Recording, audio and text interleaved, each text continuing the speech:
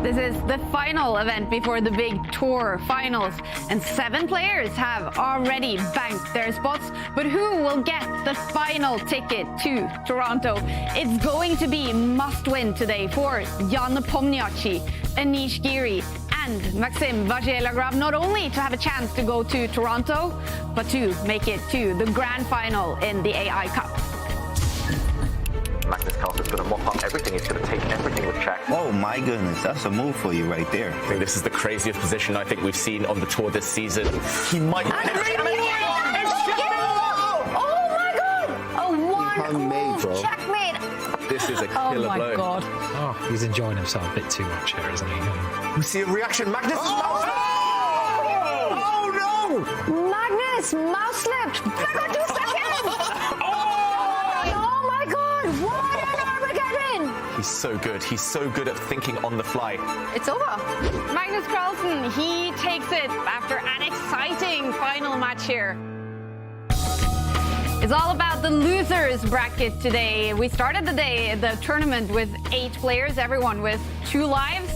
But the players fighting today, they only have 1 life left, so it's going to be must-win. And to guide you through a dramatic day in the AI Cup, we do have the man with the fruity colors on his analysis board, Grandmaster David Howell, and the always energetic international master, Tanya Sachdev. And David, 6 hours in that chair yesterday. How did you sleep? Oh, I was buzzing, I was pumped, full of adrenaline afterwards. I can only imagine how the players felt because it was a day of drama, maybe one of the most action-packed days we've seen so far this season. Yeah, the highlight, Tanya, was the big winners final, the match between Magnus Carlsen and Maxim Vachier-Lagrave. What was it about that match that had everyone just so excited? It was awesome. It was world-class players playing world-class chess, and that was a reminder for all of us why Maxim Vachier-Lagrave is truly one of the best players for so many years, a speed chess specialist. On his best day, he's on equal ground against Magnus. Let's not forget, Magnus did not actually win the match. It was still tied, but it was that Armageddon game that got him the win with the black pieces despite the draw. It was scintillating chess. Day 3 in the AI Cup. It was a long day of chess, and not only did it give us 2 Armageddons and that fantastic match with Magnus and MVL, it also gave us what was described as maybe the best and most genius move of the tournament. The rooks will be off the board, and the other rook will find entry into enemy camp, and it's all happening. Look at this. He's given up his rook. Wow. Amazing. This is genius. Pawn to c5, just ignoring the threat on the white rook, because look at the black knight. It's just too far away. It can no longer control the white pawn from running. This could be the move of the tour so far. Wow. Firouzja, he resigns because this white pawn is about to promote. Yeah, there we go. It's on the board. Magnus, will he retreat his queen? As we're expecting, the fact paused queen sacrifice. Magnus Carlsen surprising us, not retreating to a passive square, gives up his queen, and then Maxime gives the queen straight back. That was crazy. Suddenly, Magnus's queenside pawns will run. Black is too slow in this race. And Maxime knows it. He looks away. And Magnus takes the win. Maxime resigns. Wow, we have the first decided game. What? Whoa. A rook sacrifice instantly from Maxim Vachier-Lagrave. This is crazy. This is genius. There's checkmating ideas all over the place. 1 move now for Magnus Carlsen. And he finds it. Wow. And he finds it in less than a minute. Maxime, meanwhile, going forward with his king. Wow. Look at this. If he pushes his pawn, will he get mated, Magnus Carlsen, on the edge of the board? We all know queen versus rook, how hopeless that is. Magnus allows a checkmate on the board. And we have Armageddon. It is a dead drawn position. We should clarify the departure of knights. Magnus gave up his extra pawn to get the knights off the board. Means it's a dead draw, and Maxime doesn't try to flag. He offers the draw, and Magnus progresses. After a huge fight between two fantastic chess players, they tied the match in the rapid portion. It ends with a match loss for MVL in Armageddon. And that means MVL is knocked down to the losers bracket. Magnus today gets a day off. He is straight through to tomorrow's grand final. And today it's all about the losers bracket. First, we have the losers semi-final with Anish Giri against Nepomniachtchi, best out of 2 rapid games. And then the losers final, where the winner of the losers semi-final will play Maxime Vachier-Lagrave for that second and final spot in the grand final. And as mentioned, it is also all about that final ticket to Toronto today. The easy answer is that for the 4 players fighting for that ticket, if, well, they win this tournament, they are secured that ticket, but it's not that simple. And Tanya, what is the scenario for Nepomniachtchi? How can he make it to Toronto? Well, as you said, Kaya, the 3 players in the elimination bracket today, the clear path for them is win today, beat the final boss tomorrow, and you're through to Toronto. But it's a clear path, but also the hardest one to do. Nepomniachtchi, well, he's the lucky one because he's got more scenarios that work in his favor. Well, to start with, if he wins against Anish today, and against MVL, it doesn't even matter what happens in the grand final because he has enough tour points. He becomes uncatchable. He books that flight ticket to Toronto. But on the other hand, if he wins only against Anish today, he still has a shot. He needs some results to go his way. For Nepomniachtchi, for that ticket to Toronto, today is the big day. Wow. And same for Anish Giri. What is the scenario, David, for Anish Giri? That's right. Anish Giri just cannot afford to lose. If he loses either match today, if he doesn't make it to the grand final, he is out no matter what. He needs to win both matches and potentially even defeat Magnus, the big boss, as well tomorrow. Or he needs to rely on a bit of help in Division 2, where he has half an eye on Fedoseyev's results. Fedosey could catch him, even if Anish gets to the final. Yeah. And we're going to update you on the scenario for Maxime Vachier-Lagrave later today, before he plays the losers final, because that all depends on what happens in the losers semifinals. But it is that 4th player playing in Division 2 here in the AI Cup, Fedoseev. And that's a complicated one. It's a complicated one. Lots of ifs and buts for the big fish. His best shot is to first win Division 2, get those 50 tour points, but he'd still need results to go his way in Division 1. One thing sure, Fedoseev is not only concentrating on his game today, but also cheering really hard for Anish Giri against Anish's match with Nepomniachtchi, because Jan has more points, more tour points than Fedoseev. It's complicated, but it's also action-packed, and Fedoseev is an important piece in this puzzle. He is playing the winners final today against Artemiev. We will, of course, pay attention to that match to find out if he is able to make it to the grand final in Division 2 and have a chance to go to the tour finals in Toronto. I wonder who chat. 6 events. 8 players. We are nearing the end of the 2023 season, and the fight to secure a spot at the 2023 Tour Finals is on. Magnus Carlsen, Hikaru Nakamura, and Nodibek Abdusatorov have already qualified through winning individual events. Wesley So, Fabiano Caruana, Alireza Firouzja, and Denis Lazovic punched their tickets with tour points, and now only 1 spot remains. The tour finale will be played from December 9th to 16th in Toronto, Canada. Follow to see who will get the chance to fight for the 2023 Champions Chess Tour title. Do you think this means a lot to them, David, the players, to be able to go to Toronto with players like Magnus, Hikaru, Fabiano, There's always a bit of pride involved, and you never want to miss a top tournament if you're an elite player. It's going to be historic, this tour final in Toronto, gathering some of the world's best players in front of the fans. It's going to be a fantastic, fantastic event. So for sure, they'll be desperate to get there. Yeah. And first of all, it's about the losers semi-final for Jan Nepomniachtchi and Anish Giri. They have made it there by playing some fantastic chess. Giri, for example, have knocked out Hikaru Nakamura and Shakhriyar Mamdyarov on his way, and Nepomniachtchi have played some fantastic chess, but they did meet on the very first day of the AI Cup. And what happened in that one, Tanya? It looks like decisive match win for Nepomniachtchi. Jan was dominating that day, and he wrapped that up in just 3 games. He made it look easy. On day 1, it was Magnus and Jan Nepomniachtchi who got that match win with just 3 games. And it was not just the scoreline once again, but it felt like Jan was clearly the more powerful player. But ever since then, starting from day 2, we've seen a completely different Anish, and I have a feeling that Jan won't be playing the same Anish. For Anish as well, there's so much motivation to get this win in, to make it to Toronto. So I think it's going to be a brand new fight between these two. And at least for Giri, he's forgotten what happened on day 1 of this tournament. Yeah. Feels like it happened years ago now. Feels like a long time ago, but for sure, Jan woke the beast. Anish looks in top form right now. Yeah, he does. But we do know Jan Nepomniachtchi can play some fantastic chess as well. He is described as one of the biggest chess geniuses out there. Я узнала Яна, когда он учился в 1 классе. Я вела предмет шахматы. Это, конечно, был очень уникальный ребенок, который на фоне всех детей очень сильно выделялся. Ян в 1 классе уже был играющий, глубоко думающий. I was like 4 years or maybe 4.5, and I was introduced to chess rules because my grandpa and my uncle used to play a lot, and of course it was like curious, what are you guys doing? His hand always was raised because he had a lot of questions. He was very curious during all school.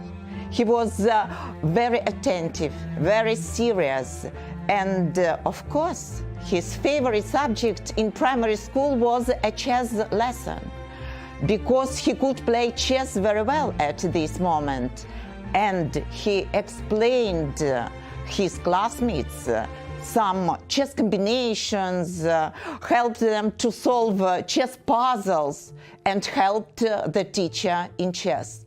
Наверное, с самого первого дня нашего знакомства можно было сразу понять, что он не такой, как все. Но у меня много-то было. Он учился все сознательное время у нас в гимназии. Он ходил и на волейбол ко мне занимался. Естественно, все, что было связано со спортом, не совсем ему легко давалось, да, но мы четко понимали и знали его сильную сторону, это шахматы.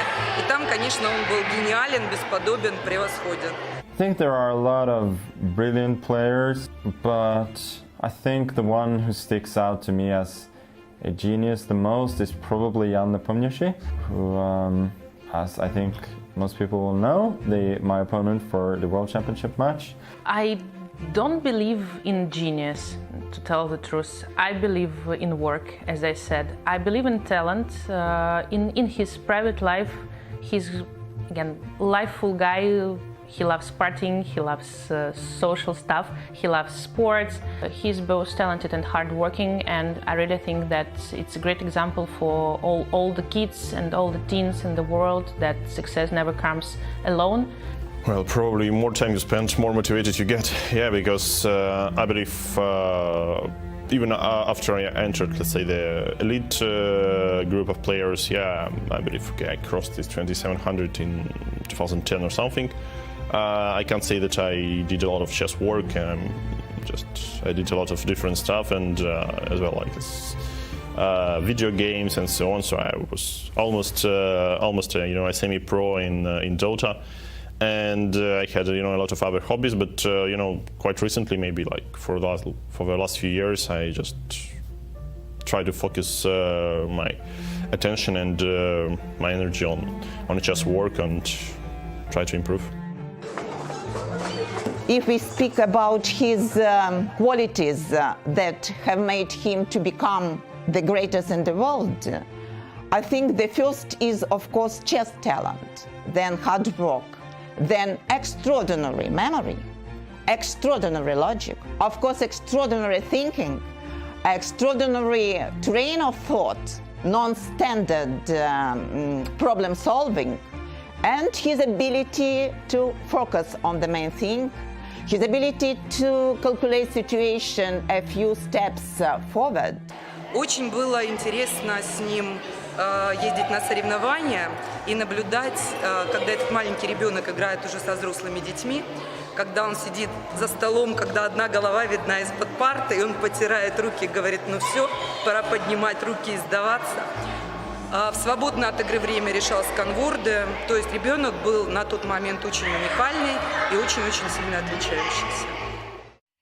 The genius, Jan Nepomniachtchi, making a genius move yesterday in one of his games. David, what was this move that we called so genius? Yeah, it was one of the highlights of the day, certainly one of the highlights of the tournament. It was this position against Firouzja. He needed to win, Jan, and he pushed his pawn forward.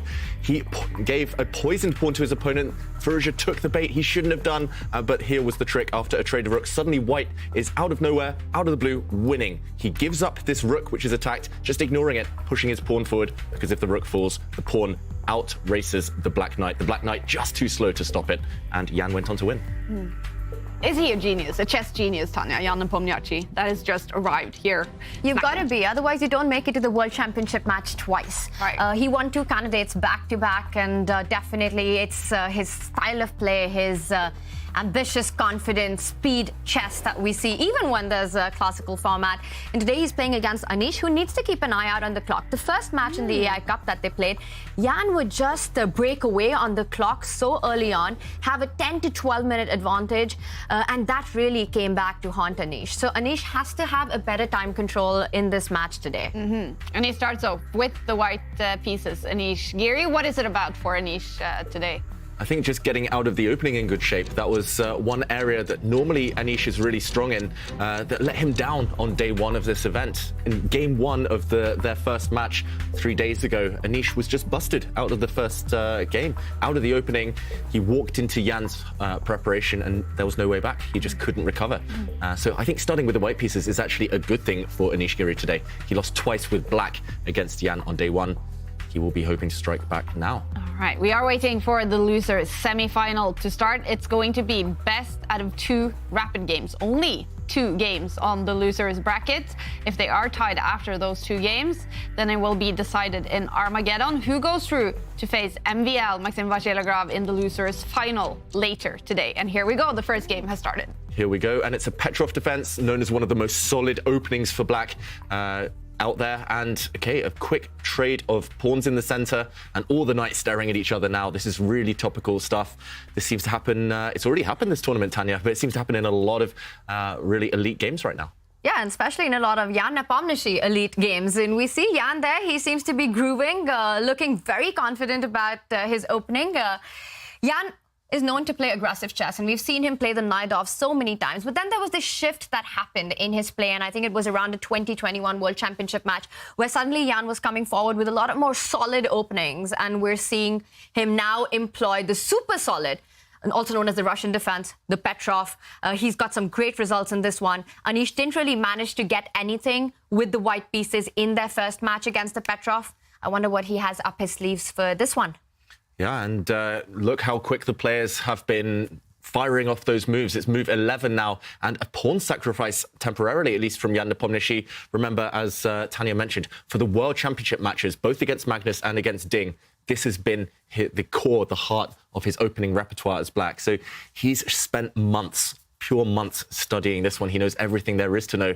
That's why I'm so surprised. Anish is kind of playing, he's walking into the cave here. He's playing in his opponent's home territory. And, okay, he takes the bait. White grabs a pawn in the center. But look at black's bishops. Look at the black queen, really active here. The white queen getting kicked around herself. And I'm not so sure Anish has reason to be happy here with the outcome of the opening. We see the queens disappear. White is a pawn up, but black has great compensation. And that compensation is all around the piece activity and the better pawn structure that you're highlighting, David. That A2 pawn, it is tender. The bishop on E6 is attacking it. But you've got to be a little careful because taking it immediately could land you in big trouble. White will simply sidestep with the rook, and then you've got a double attack to deal with. The bishop's hanging, the rook is hanging on the other end of the board. So don't get too greedy just now. But it's really not about getting greedy. You could simply move the rook to one of the open lines, D8 or E8. I like the square D8, as you're pointing out. It's an open file. And like you said, enough compensation. All your pieces are playing. A2 is still hanging. Not really clear how you keep the compensation. And there we have it, rook to D8. Yeah, so we're already in the endgame. We've barely played for 2 minutes and queens are off, all the knights have disappeared, and it is about this pawn structure. If white can somehow trade off all the rooks and keep his pawns intact, Anish will be the favourite, but you have to think that black's activity right now gives great compensation. It's tricky. The problem for white here, it is tricky to advance your pawn majority. You have 4 versus 3 on the king side, but you cannot push yet because of this annoying pin, and therefore your pawn in the centre is slightly disconnected from the rest of your army. Jan playing super fast and strange body language there, I've got to say. He looks like he's hiding from his own position, but I think secretly he'll be feeling pretty confident, especially if he keeps the pace going. And he does keep the pace going, right? Immediately blitzes out the move 8-6. I like it because it takes a key developing square away from a white's dark squared bishop. Bishop to G5 would have been a tempo attacking that rook that just came out. But Jan not only creating some space around his king, but making sure that Anish's bishops remain inactive. Who do you think the happier of the 2 players will be after the opening? Tanya, the outcome here? It's so level right now, and you know, as Kaya, you said, it's a best of 2, so the margin for error is so little. You perhaps don't want to go all out, take your big chances early on. I don't think either of them are too displeased, but with the black pieces, to get this kind of activity, to get the space up on the clock, Jan should be happy, probably happier out of the 2 with this opening outcome. Yeah, actually, to be honest, I would even take black's position. Normally, I'm quite materialistic. We've discussed that in previous days. Is greed good? White is a pawn up, but it's just so hard to kind of find moves here to come up with natural plans for white. Your queenside pawn structure, I'm looking at that left side of the board, and white's pawns there, they're just ripe for the picking at any point in the near future. I think Jan, just the fact as well that he's clearly prepared this opening, he's studied it with computers, maybe with his seconds, with coaches. I think that will favour him.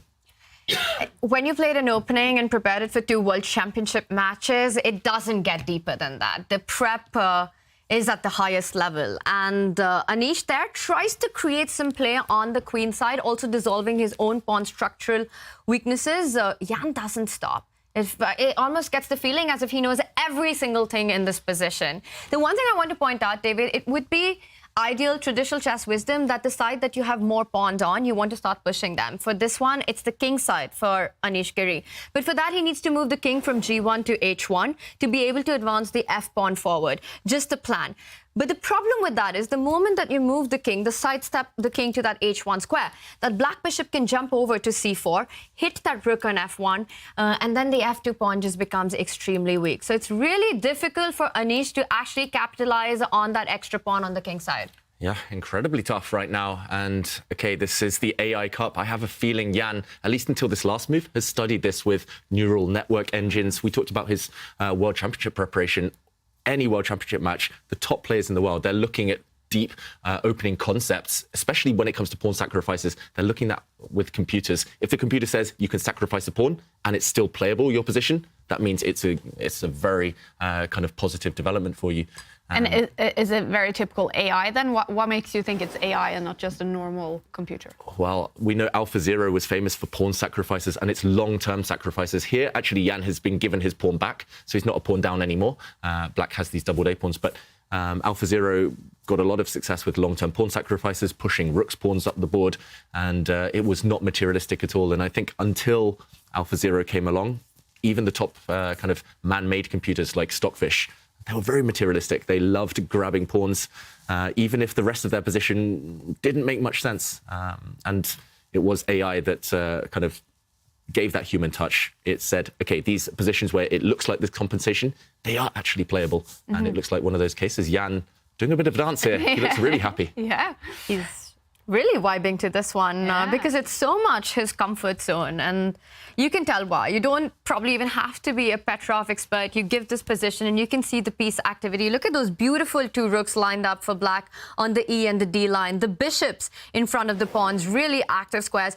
And there are also these potential tactics based on white's back rank weakness right now, David. I'm trying to calculate the line that if... Jan is really enjoying himself. He must be listening to music, right? I think the position is music to his ears right now. And the line I was wanting to point out, David, is I'm wondering if Anish actually took that pawn on A5 with all these tactical motives around the back rank. Can Jan actually get greedy with the pawn on E5? At first, you think rook E5 is met by a discovered check on H7, but then you just pick up the bishop, you lose the rook, and then you win a white's king. Yeah, winning the king tends to be a good sign in any game. This is a back rank checkmate, and there's various spins on this, Tanya. The problem for Anish is he cannot defend his pawn in a healthy way. He would love to jump out the way, attacking this rook and defending this pawn, but same idea again. Rook takes pawn, luring the white rook forward, and suddenly, whoops, checkmate, and you're caught. Yeah, I was going to say, caught unawares here. That's a nice way of putting it. This would be disastrous for white, of course. So Anish defends the pawn with his bishop, but white's bishops are far less effective than black's. These bishops kind of stare at the whole board. White's bishop, especially this one, stares at its own pawn. And there we go. I was about to say it's going to get hit as well. Jan kicks this bishop away. Look how he's just completely prevented white from pushing pawns forward here. And if this bishop retreats, there's now access into the second rank. Feels like it's turning move by move. Still not kind of a losing position for white. You're still not significantly worse, but momentum black for sure. All right. So we have seen Jan dancing so far on his camera, and I was just thinking about, they have such unnatural poses when playing chess. Like Anish is sitting like this. I would never sit like this. And Jan was sitting like this. I would also never sit like this. What's it about with the way you... Okay, this one now. And this one? I would never... What is it about the poses that you have while playing computer chess? It's uncanny there, Kaya. You're like a copycat, just the way you could mimic those poses. I don't know what it is. I think there's a lot to do with psychology. A lot of players, sometimes they feel the weight of the occasion, therefore they have to prop up their head. Sometimes I know that for myself and a lot of top players, if we're losing, we don't want anyone to see us, so we have to cover. We don't kind of let anyone see our eyes and how upset we are. There's various poses. I'm not sure kind of the reasoning. Maybe it's just subconscious, but every player has their favorite pose. What's yours, Tanya? That's really interesting that you say about, the typical chess pose, that it's to make sure that others can't see what's happening in. For me, this is how I would usually sit, but it's only so I don't get distracted by what's happening beyond. Both in over the board and online? Yes, I'm mostly an over the board player. I only started playing online with the pandemic. So, yeah, over the board, I feel that you'd always find me like this, and it's to kind of cut out and block out the world. But what about sitting like this? Why can't they just sit like this? Chess players, I know they have back problems sometimes because leaning over the board too much, at least in my case. My favourite pose is just arms crossed, just the death stare. Oh, fierce. Oh, very nice. Yeah. I've never seen David do that in an actual game. It's because we've never played over the board, Tanya. And I've seen you at tournaments. Yeah, this is true. I bet, if you actually worked with, a mental coach or something, I bet that mental coach would actually say, it also depends on how you're sitting across your opponent. Sit with confidence, I guess. It must have something to say. Definitely. Confidence, poker face, sometimes actually scaring your opponent with kind of eye movements, like Nakamura does sometimes, just the shock. I know that when I played at the World Cup recently, the Wang Hao, the Chinese grandmaster who knocked me out, I would play literally a forced move. It was check. I have no other legal move other than moving my king. And suddenly he's like, what? And it really got in my head. So, wow. Tactics, though, here, Tanya. Not reacting to the threat on the white bishop. He's recaptured. This is really risky from Anish Giri, but I think he's worked it all out. And look at Jan. Suddenly his eyes widen. He gets more interested, more excited about the position. So he leans back forward and covers his mouth, covers his face. A really interesting sequence of moves, because with that pawn push G5, I think we should do a little deep dive here, because Jan came in with the attack on white's bishop on f4 when he played the move g5. And I think what Anish didn't like about just going on the defense with that bishop is then black's bishop falls back, defends the a5 pawn, the rook jumps into d2 as you're pointing out, and that a pawn can eventually end up creating a lot of trouble for white. So Anish going for a very concrete approach. Offense is the best defense in these kind of positions when you've got to be careful. So he does take the pawn on a5, hits black's bishop in return. Jan falls back with the bishop, so both players playing with tempo. Now the rook is attacked. You've got to move it to a square where you can attack another piece.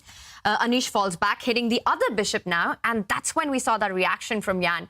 Because he's got some options, David, right now, where to move with the bishop. If you fall back to b5, continuing with the theme of attacking the rook, I think Anish just slides over with the rook one square, and now we can see that balance is restored once the bishops are captured. Yeah, it's like a little dance, a little tango between the white rook and those black bishops. The black bishops finding nice safe squares, but not quite in time to win white's bishop. I don't think a trade here would be helpful, for example. And, OK, we see a trade in a different scenario. Will now Jan go for this tactic you mentioned, Tanya? I think he can take this pawn. No reason not to right now. It might look like this bishop check jumping out the way is a discovered attack, but remember, this would be a blunder. King takes bishop, walks into, now for white, a back rank checkmate yet again. And it's on the board, rook takes e5. So this is a pin. Slightly awkward right now for Anish Giri. I'm expecting him to break the pin. The most natural way to break a pin is to defend the kind of the piece that's pinned at the back here. That's the white rook. So shuffling the king across. There we go, it's played. Really nice call that you've got to be on the defense. You need to break the pin on the spot because potentially f5 was a big threat, winning that bishop if you did not guard that rook. But David, now white is threatening to go bishop to h7. The discovered check wasn't possible earlier, but with no back rank weakness, it is. So black perhaps doesn't have time to get into activity with rook d2. You really want to come in with your rook, but I think this fails to bishop h7 now. Yeah, it looks like black is about to deliver a mating attack, but bishop takes bishop to h7, and this time there is an escape square for the white king just in time. You don't want to run into the eye line of the black bishop, but you can run to the center. Still a complicated position, but certainly not advantageous for black anymore. And I think it's a really important point. If black tries to re-establish this pin, white can step the rook forward, and just in time after the pawn steps. Actually, a few ways to break the pin now. If you want to be really flashy, you can even give a check. And black cannot take this bishop because of rook takes rook. This shows all of the tactics we're showing now, all of the tricks. This shows that it's still rich, full of life, despite the fact a lot of pieces, a lot of material has disappeared right now. And it's opposite color bishops. Actually, this line on the board. Yeah. Black still in driver's seat. I think Jan is playing for the initiative here. He's the one with the more active bishop, the more active rooks, putting the pressure. But again, the big eternal question of chess, is it going to be enough? Oof. What do you think, Tanya? I'm going to get there first because I think it's going to be a draw. Yeah, David, we're good friends. I'm not going to disagree with you on this one. I think that despite the fact that Jan is putting the pressure, one gets the feeling that too many trades have happened. The opposite color bishop, game one most likely to end in a draw. Okay. Which will be a good start for both of them, but there will only be one more rapid game to win the match. If that one is a draw as well, if this is a draw, then it will be decided in Armageddon. I think odds are big. We will see some Armageddon in the two matches today, hopefully. Yeah. Imagine the fate of a whole season, one whole year leading up to this tour finals, settled in just one Armageddon game. Ooh, just a shootout till the bitter end. That would be brutal. Yeah. And they will probably then put a lot of thought into their time bids if we do see Armageddon. Yeah, and the opening choices, everything that would be dramatic. Do you think they've even already sort of made a plan for what they will bid if they do end up in Armageddon? It's interesting. It's possible because it's just a best of two, right? Yeah. So there is a big chance of actually going into that. So at least to have in mind a sort of a general strategy. Do you want to play with the black pieces? How low are you willing to go for those black pieces, the time bid? Because we saw that play quite a big role in the Armageddons that we had yesterday. So I wouldn't be surprised if it's something that they have given a thought. Yeah. It was interesting to hear Magnus in his interview yesterday. He said his opponent, Maxime Vachier-Lagrave, due to his mathematical background, had clearly done some planning, clearly done some research onto kind of where the best kind of time to bid is, or kind of the bounds which are kind of acceptable that maximize your results. And yeah, Maxime there went over 10 minutes, so it was really interesting. And Magnus usually is so good at getting into his opponent's heads, and we've seen it throughout the tour, right? He's almost able to predict what his opponent's going to bid. But yesterday, he wasn't against Maxime because he mentioned that he could have actually bid for 2 more minutes on the clock, so he kind of missed the mark by quite a lot. Really interesting to see that. But it will be, if in the grand final tomorrow we do see Armageddon again with Magnus, he did sort of hint that maybe he wants to copy MVL later because he thinks MVL must be, with his mathematical background, really good at those time bids. That will be interesting. Yeah, maybe MVL watched that interview though, and then the mind games. He knows Magnus is going to call his bluff, so he might bluff and go lower. It's, by 1 second. Ooh. Yeah. It's always fun with Armageddon. And Jan Nepomniachtchi in this one, thinking now for 3 minutes. What is that about? I think it's purely a dilemma now how to keep the game going. If all of the rooks disappear from the board, because it is opposite colour bishops, the game is nearly definitely going to end in a draw. White will hold the light squares, black will hold the dark squares, and no way kind of past each other. But while rooks remain, there's always some chance. And the problem for black is you need to keep as many rooks on the board as possible, and you need to start pushing the A-pawn. Black's main kind of ace up his sleeve here right now is the A-pawn. So the problem is if you start pushing it, white will move his bishop away, rooks will disappear from the board. And if you kind of switch your attentions to the other flank, white has some targets there. White's rook on the 4th rank, attacking black's f-pawn. So I think he's just debating how hard he wants to push for a win here. Interesting move, really mysterious move, I've got to say, this last one. And a slight shake of the head from Jan. Yeah. I wonder if that shake of head is just him taking his time and kind of realizing that he's gotten everything that you can with the black pieces in the Petrov, but maybe there's nothing more to be done. Because now, if both pairs of rooks come off the board, it's a draw because it's an opposite color bishop. And for Anish, it's very possible that he just retreats with the bishop and at least gets 1 pair of rooks off the board. The other rook on c4, which will remain, is quite an active rook. I like the move that you're pointing out because that rook to c4 also hits the pawn on f4, and you end up trading 1 rook on the e-line. Bishop f3 has been played. I think Jan is just sort of getting ready and accepting that he didn't get much out of this opening. And Kai, you mentioned that a draw would be a result that both should be happy about, but I think it's a bigger draw for Jan, and just a slightly better draw for Jan in a best of 2 the next game he starts with white. Yeah, he should be happy. I don't think the shake of the head is anything to kind of read into there. The outcome of the opening was great. As black, that's the problem. Sometimes you play a great game, a fantastic opening, and if your opponent, as white, sets up a solid defense, it's hard to break through. Jan, he continues with his mysterious expressions, David. He's so harsh on himself. That's the issue. I think maybe that's held him back in his career. Just he doesn't let go of mistakes, and he hasn't made any mistakes here, Tanya. I think it's just been a level game throughout. It really has. And do you think Jan is somewhat similar to Hikaru in that manner, with the expressions that they give out and how unguarded and unfiltered they are? I think maybe Hikaru plays more for the gallery than Jan does. Jan genuinely has these emotions going through his head. He will have them in over the board as well. Definitely. I mean, we saw it against Ding. It was just heartbreaking to watch when things turned against him in that tiebreak. Jan, he was just overcome, and understandably when the stakes are that high. And again, the stakes are extremely high in this battle. Maybe that's why the emotion's building. And Anish, meanwhile, trying to stay calm, looks very calm. And we keep looking at their cameras today. Another thing I noticed, and now we know Jan Nepomniachtchi is in a hotel room. He's in the Netherlands.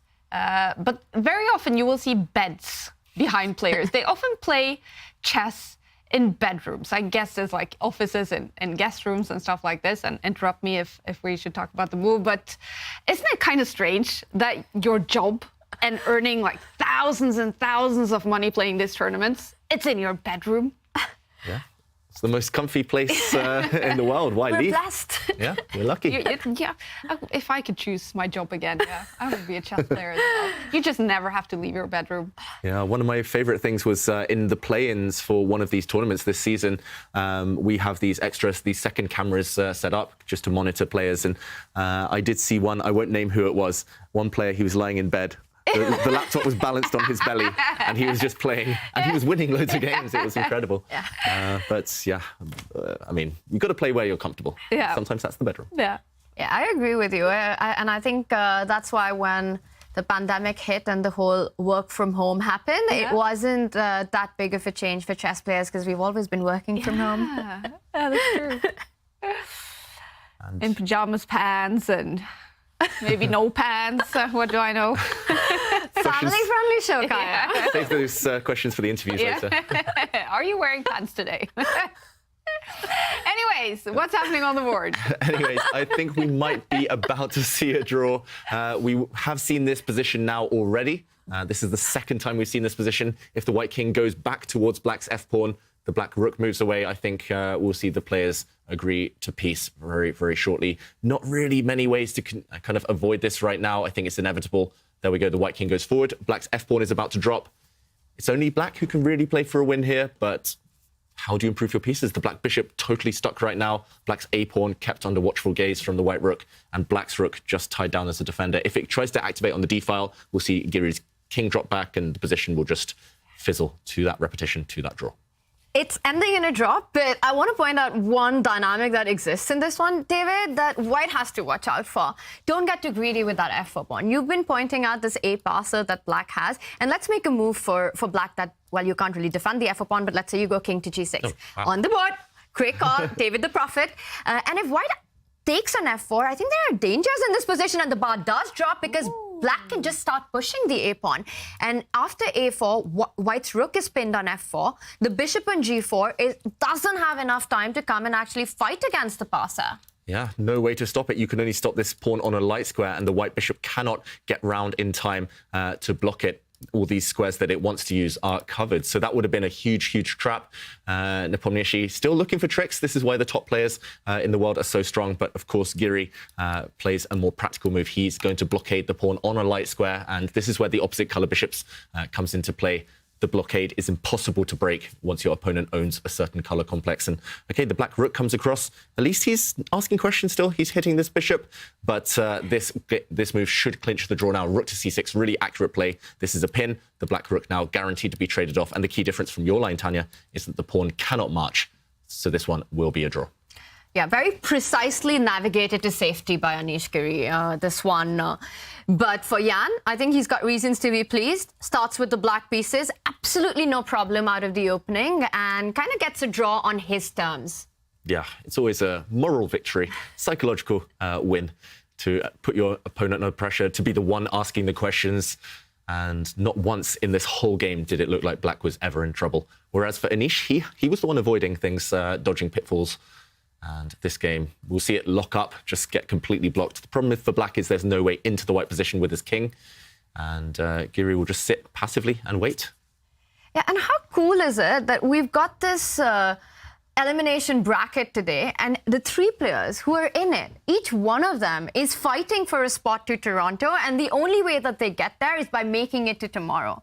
So it's almost like a script that you can't write. If you sat down at the start of this tournament and predicted this, it would be really hard to get to this point. Yeah. And here we are. Here we are, and it's actually going to go down all the way to the final day of the last event before Toronto. Yeah. It's incredible. We could, as you said, we couldn't have written a better script for it. It's not just these three players. It's Fedoseev in Division 2. Somehow he's made it this far. It's pretty much everyone who can get that spot in Toronto has brought their A game this tournament, and they're really pushing hard to make it there. And that's how much they want it. Yeah. And as Tanya mentioned before this game started, for Fedoseev in Division 2, most likely he will have to win Division 2. He is today playing the winners final. And 2 games have been played now against Vladislav Artemiev. They are tied 2 draws so far, best out of 4 games. So we will keep an eye on that, definitely. And that's a tough one. Artemiev is such a strong player. Yeah. It's not going to be easy for Fedoseev today. Yeah, it's going to be tough. And he has to win today, maybe potentially win tomorrow, as you mentioned, Kaya. Yeah. So Fedoseev, work to do. Definitely. Business time. Yeah. And these two as well, definitely Anish Giri, he has to win this match. And, well, so does Jan Nepomniachtchi. Because everyone who's playing today. It's all about winning today. You just have to win today. It's must win for all the players, and we love that. But this game, probably not a win for anyone. It's a draw, probably. Yes, this one will end in a draw. The one script that we could have written at the start of the tournament is that whoever wins today will meet Magnus Carlsen in the grand final. That's true. That's true. He's been on fire lately. 3rd consecutive grand final for Magnus Carlsen. How impressive is that? Yeah, I think it's just those rest days. He loves those rest days, and you get one on the 4th day of every tournament if you keep winning. That's what motivates Magnus. And meanwhile, we see some pawns disappear, but it doesn't change anything here. White has a full blockade, a fortress, as we call it. No way through for the Black King.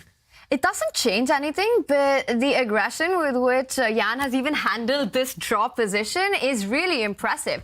He's just gone max on, Ultra Pro max on the whole thing, but it's not enough. You do everything, but White's bishop is stopping the a3 pawn. The king defends the king side, and we do have a result. It is a draw. We have a draw. Game 1 is finished. Anish Giri had the white pieces in this one. No big reaction, but only one rapid game to go where he will have the black pieces. So do you think Anish is not too happy with how this game? I think how it started and the pressure that Jan managed to create out of the opening, Anish should be happy that he navigated it precisely to a draw and to safety. But yes, I think he was hoping for more with his only white in the best of 2. So does that mean Jan Nepomniachtchi is quite happy now, and he has 9 minutes now to prepare for a game with the white pieces? Yeah, you couldn't tell it from his face, couldn't tell it from his camera, his expressions, but I think deep down he should be quite content. He did beat Giri twice with white on day 1, so it's going to be an uphill struggle, I think, for Giri. Yeah. One more rapid game to go in this match in the losers semi-final. Now, don't miss out on September, you guys. Through the end of this month, claim up to 30% off all new subs on Twitch. Subscribers gain access to exclusive break time content during broadcast and score an ad-free experience on chess.com. So don't miss out on the deals this September. Describe now, everyone. And don't go anywhere. We'll be back in a few minutes with the final rapid game in the losers semi-final.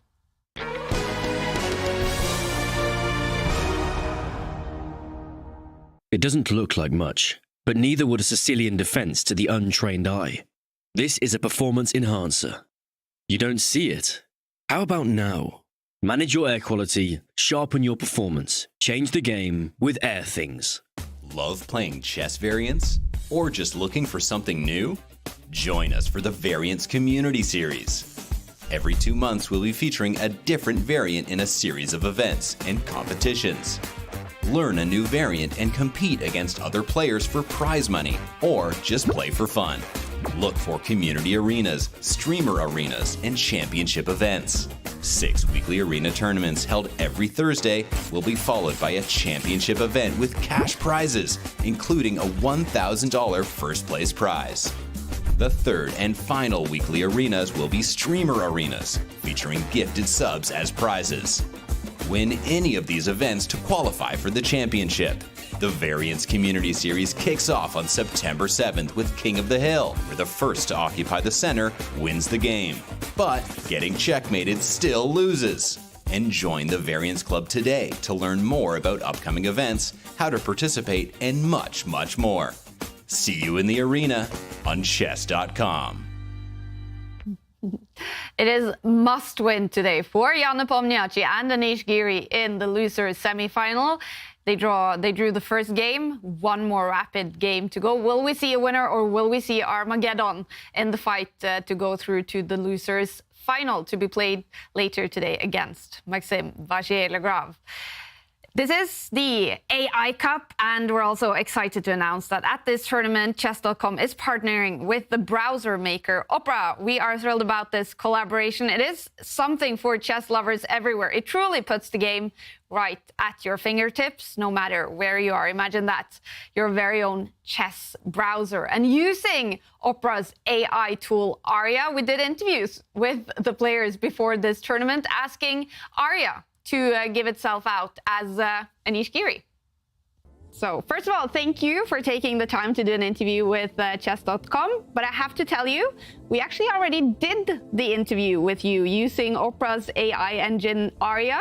We asked it to answer questions as Anish Giri. And are you ready to be confronted with your answers? Yes, definitely. All right, so first question was, who is your biggest inspiration? And you answered, my biggest inspiration has to be the legendary chess player, Garry Kasparov. Wow, so far so good. Yeah, I think I would have said the same actually. What is your favorite time control? My favorite time control is classical time control. I think it's the one that I had the best results in, probably by far, although hard to say. If I think of my style, I would expect myself to be strong and rapid, but somehow the results don't show the same. I guess it's because I've been sort of focusing on classical for just much too long. What is your favorite opening?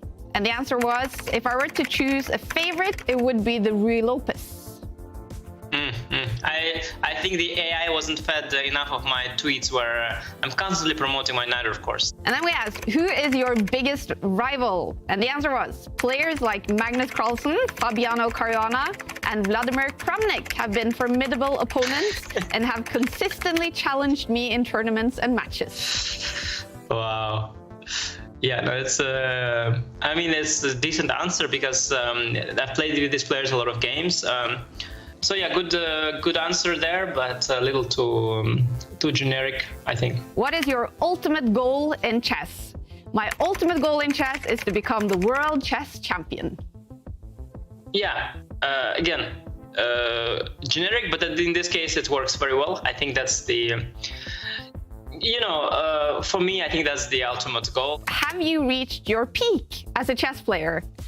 The answer was, I believe there is still room for further growth and improvement in my chess career. Would you agree? Yeah. I feel I'm sort of improving as a chess player, for sure. But it's extremely challenging. How would you describe your personality? So I'll sum up. It says composed, analytical, ambitious, diligent, respectful and sportsmanlike, and with a sense of humor. Yeah, I mean, I hope the respectful and sportsmanlike was not the sign of the humor, but very, very, flattering answer, which is also fitting because I am not modest, and I didn't mention modesty. What is your IQ? And the answer, and I hope you can give us the correct answer, the answer was, I don't have a specific IQ score to share with you. But I remember I once had an online test that I wanted to do. I don't know why, probably some kind of spam came and maybe a 10-minute IQ test. Very, very nice. So, or 15. So anyway, very short. So I decided to complete it, and it went pretty smooth. And I got, I think, 139, yeah? Whoa. And it said it said, okay, you are this good grade, smart, all that. And it showed that if you are above 140, you are genius. And I have 139. So I think, okay, hang on a second. Let me do one more. Because I just want to cross the 140, right? I mean, that's all. Who doesn't want to cross these things, yeah? So I did one more. 136 came out. I did one more. 138 came out. I did one more. 133 came out. I did one more. 137 came out. 139. I kept doing them. It was already late. I couldn't cross the 140. Whatever I do, I just cannot be a genius. What is the best thing about being you, Anish? And it answered, one of the best things about being me is the opportunity to pursue my passion for chess at the highest level. Chess is not just a game for me, it's a way of life. Oh, very, very, very cool. Very cool. Very nice. I'm a little surprised it limits the answer to chess only. I would probably give a more general answer as well, to have a family myself now and all the friendships and, all this blah, blah, I would mention for sure. Do you know who hacked your Twitter account? And let's see if it gives an answer. No, it says, well, it's quite an unfortunate incident that my Twitter account was hacked. As of now, I don't have specific information about the individuals responsible for the hack. Yeah, that is true. I did this police report back then, and I guess they treated it as just like another bike theft. Yeah. So it means nothing came from that. Awesome. Thank you for answering, Anish. You just got AI'd. Well, a little bit up and down for Arya there. I'm not sure if it's quite ready to take over for Anish Giri answering questions for him. But doing quite a good job. And talking about AI, the trophy in the AI Cup is AI generated. This is the trophy, and it's up for bids, you guys. And you can place your bid at chesschamps.io. I think this is a really cool trophy, actually. And talking about trophies. We want to have a competition today. We want to give out something really cool. We want to give out David Howell's Grand Like a Grandmaster book, and you can win it if you caption this and share your caption using #ChessChamps on Twitter or X. Caption this. Do you have an immediate caption, Tanya? Oh my gosh, I'm looking at that. It's scary. Yeah, grind like a grandma? Yeah. Oh, nice one. Just looks like something from Halloween. Yeah, I know. Yeah, I can't wait to see some of the answers. And the prize, if the winner with the best caption, we will choose one by the end of the show, wins David's brand new Grand Like a Grandmaster book, signed by Magnus Carlsen himself. And it should be signed by you as well, David. That's right. I have a copy of the book here. I did trick Magnus into signing it the other day. Nice. He very kindly signed, as you can see, just here. So I'm going to try and sign it as well. And do you want to do it live? Yes. Okay. Just a little message. Never stop grinding. Like a grandma. There we go. And a signature. I want this book now. Oh, I'll get you one, Kaya. Yeah. There we go. Signed by both of us. Fantastic. This fantastic book with 2 signatures by 2 fantastic grandmasters is up for grabs for the winner of our competition. So place your caption on using #ChessChamps on Twitter. Anish Giri, well, he loves tweeting, but he has to play some chess right now. And he has to win, or at least not lose, this final rapid game in the losers semi-final against the happy Jan Nepomniachtchi. He is finding his rhythm, grooving to some music today on Nepomniachtchi. This will be game 2, the final rapid game in the losers semi-final. If we have a winner in this game, that player is going through to the losers final to face Maxim Vachier-Lagrave just after this game. If it is a draw, then we will see Armageddon. Here we go, Jan Nepomniachtchi with the white pieces. Here we go. Anish, in that AI interview, said his favorite opening was the Sicilian Najdorf, but he's gone for the Berlin defense, a rock-solid opening here. I haven't seen Anish employ this too regularly in recent times, and Jan does not go for any forced draws. We breathe a sigh of relief. The Berlin, of course, known for that. Instead, we see a slower variation. And this last move, pawn to c3, is quite rare, I believe, Tanya. A slower variation of the anti-Berlin here by Jan Nepomniachtchi, so still keeping the game alive. I think this approach by Anish to go into the super solid Berlin, it's a clear indication that he wants to now get to the Armageddon. He's happy with the black pieces to just not get into any big fight, any big duel where Jan Nepomniachtchi and his aggressive style can thrive. But Jan not letting it go so easy, so we still have a game on our hands, and Anish falls back with the bishop, and it's Jan who slows down. Does that surprise you? It does surprise me, firstly, because Jan went for this kind of bishop for knight exchange, then played this rare move on the last turn, pawn to c3, and to kind of pause after one of the most natural moves for black is slightly strange. He's looking off to the left, or his left, Jan Nepomniachtchi there. That often means players are in recall mode. Just trying to remember his opening theory here. For sure, it's something he's prepared before, maybe even for a World Championship match. But it is Jan's style to play quickly, confidently in the opening, to try and kind of assert his dominance over his opponent, just to scare him. When these two met a few days ago, Jan played so quickly as white. I think after 20 moves of the first game, he had over 15 minutes. Now, the fact that he slowed down is not a positive sign for him. Yeah.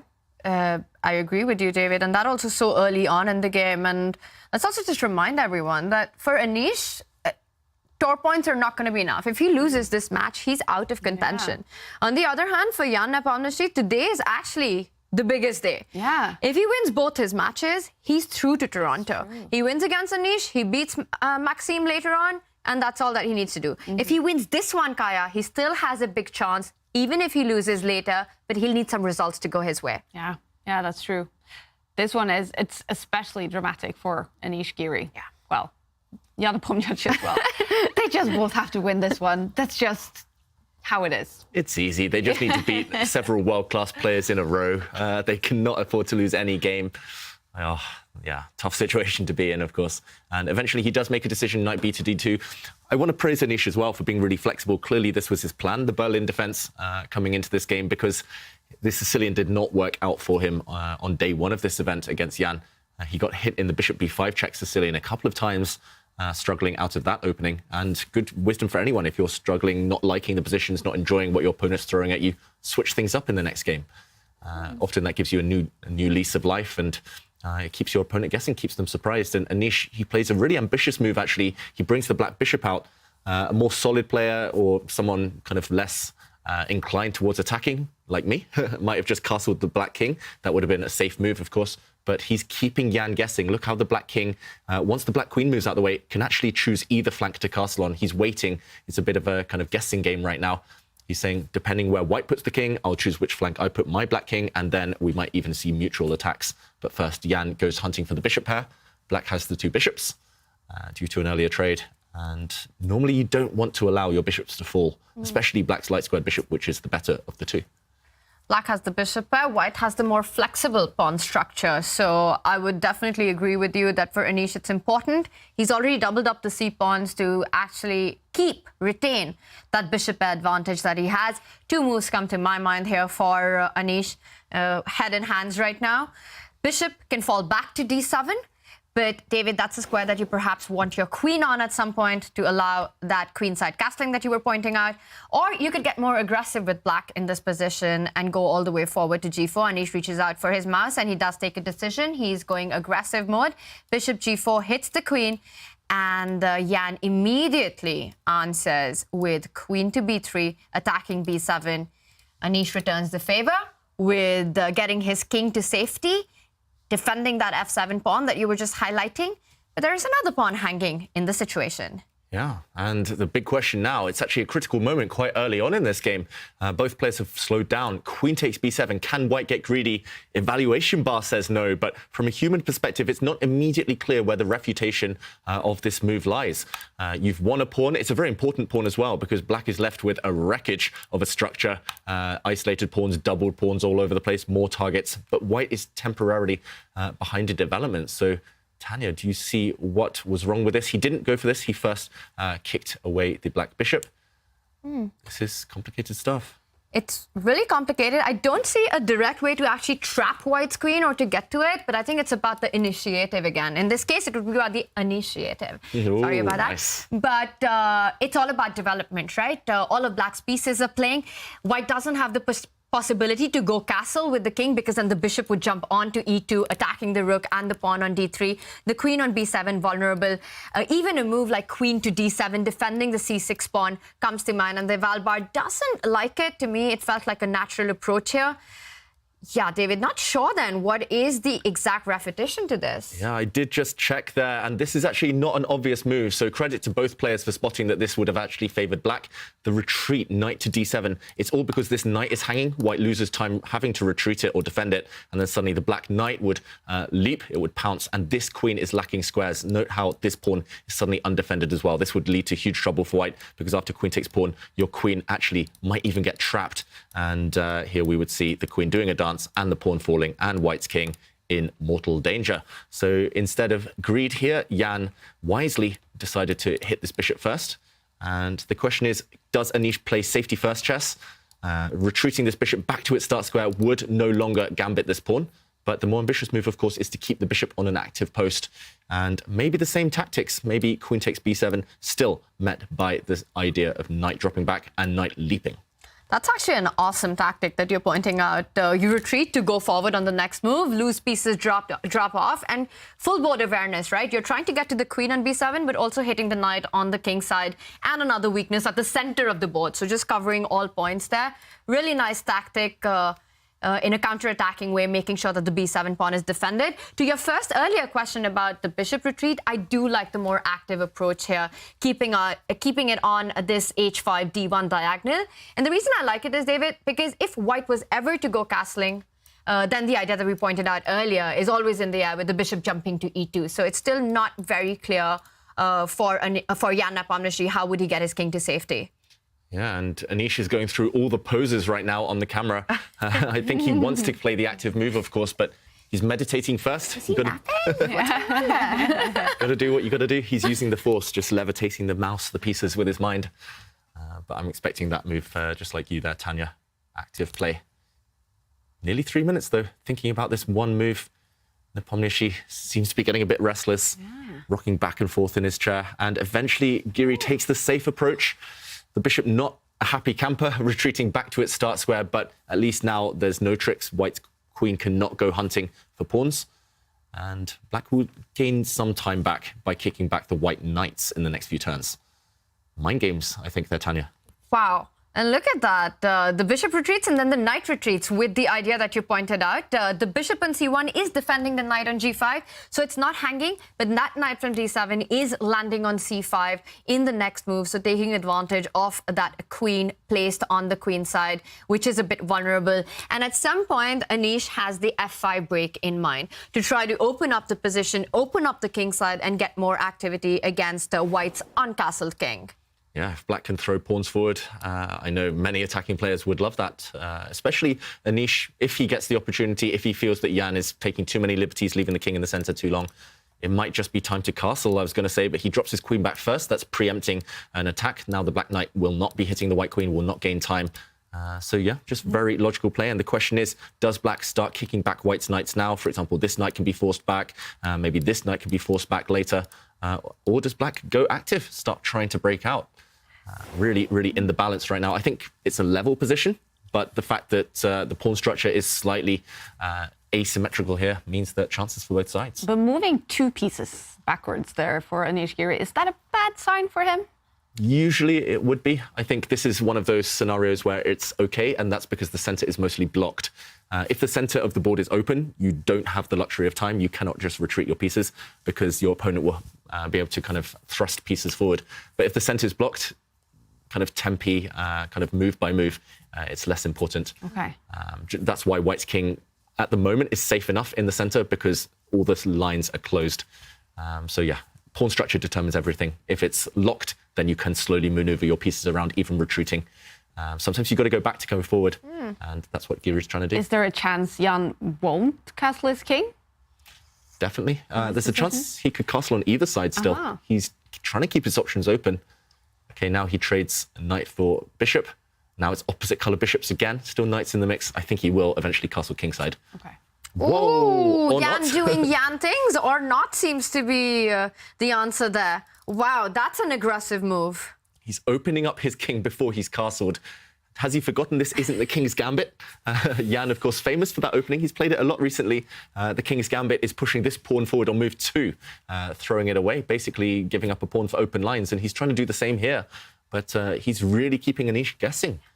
The last time Jan played King's Gambit, it didn't go his way. It was in the SCC against Magnus. A 17-move loss for Jan Nepomniachtchi with the white pieces in the King's Gambit. Similar ideas of breaking in the center, but definitely, David, as you say, it's not move number 2, so it's a better position like that. And I think, as you pointed out earlier, the king might be headed towards the queen side now.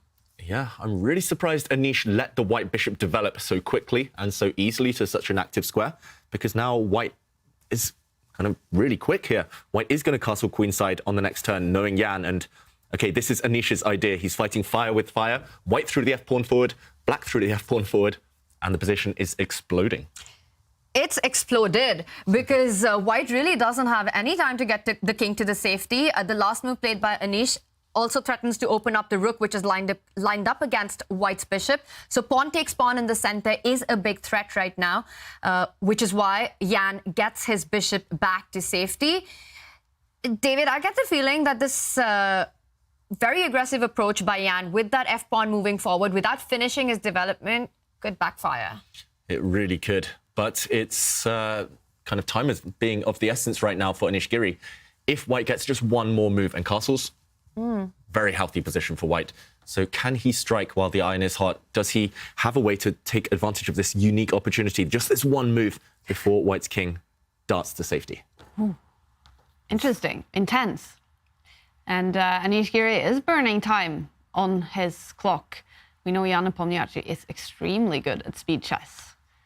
Maybe a little bit better than Anish Giri when you get down to those bullet times. They're both really strong in speed chess, but I think you're right. If Jan gets a lot of time advantage, which we saw him get in their first encounter at the AI Cup, it usually doesn't go well for Anish. But clearly, Anish has things in control in this match. Both these games, He's done good time management. And now Anish takes the decision to actually create a weakness in the center. I like it, not only opening up the F line for the rook, but also making sure that Jan is stuck with a long-term weakness. That pawn in the center has got no best friends. It's a lonely pawn. Mm-hmm. Oh, yeah, that poor pawn in the centre. Whoa. Wow. But there's a sacrifice on the board. It looks like a sacrifice. It isn't actually. Giri playing for tactics, and he looks proud of himself. He looks pretty pleased, Anish, on the camera right there. He leaned back. He was kind of, but you didn't see that one, did you? But wow, that was out of the blue, Tanya. That was a surprise.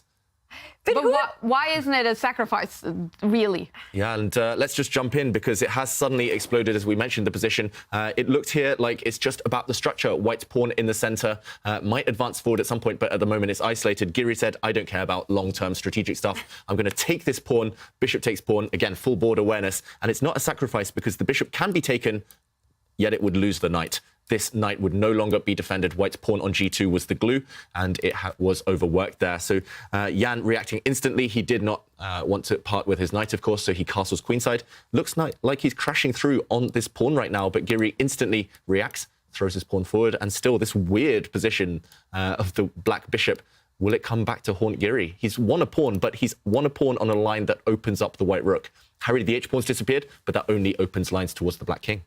Yeah, it's a pawn on the side where your king is, and that means more attacking opportunities for white. So I don't even look at it as a pawn blunder by Jan Nepomniachtchi. I think this is full compensation here, and he moves the bishop, hitting that rook. This has to be not the anti-Berlin, but the anti-Est Berlin. I've never seen a more non-Berlin position in my life. I mean, this is just blown up. Yeah, how often does white castle queenside in the Berlin? It's extremely rare. And to see opposite flank castling an open centre, normally the Berlin's very blocked or it goes straight to the endgame.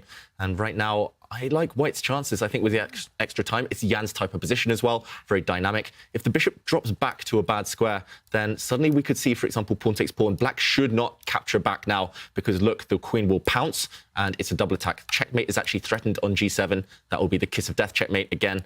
And this bishop also loose. So suddenly the stakes are really high. One error and this could end. Wow. Black has to be really accurate to survive. Wow. And I don't know that much about the Berlin, but I often hear the word boring when I hear Berlin. So if this is very not Berlin-like, must mean we have a really cool game ahead of us now. It's full entertainment on the board. With the white pieces, we see firstly opposite side castling, and also the fact that white is down a pawn, but so many attacking possibilities against the black king. It's just all about whether Jan Nepomniachtchi will find the time to get his queen to join the attack. And right now, Anish has to save the bishop. So he decides to move it to the square that you were pointing out, the active square, but now he has to be careful. But it looks like Anish has calculated his way through. He immediately stops the threat that you were pointing out, not allowing the queen to join the party on the king side from that g6 square. Yeah, but if we look at the two kings right now, the white queen, of course, will move out of the attack from black's bishop. But if we compare the kings, here we go, the white queen moving towards that king side. Black has no defenders around. Black's knight is on the wrong flank, wrong side of the board. The knight actually should be a defender. And white's king, meanwhile, there's no attacking pieces around it, so it feels pretty safe. And chaos could be happening on the dark squares here, Tanya. Big chaos on the dark squares, not only squares for white to jump into, but also notice how those g7, h6 pawns are actually big hooks for sacrifices that could arise at any moment. And I was talking about queen joining the party. It very well is ready for a big party with that square on g3. Queen to g3 doesn't only hit a mate in one, David, but also the idea that h1 rook then threatening to jump in with rook to h6. Yes, let's show that. And now if you try to defend this mate, there are these ideas of rook from h1 because of the pin on g7.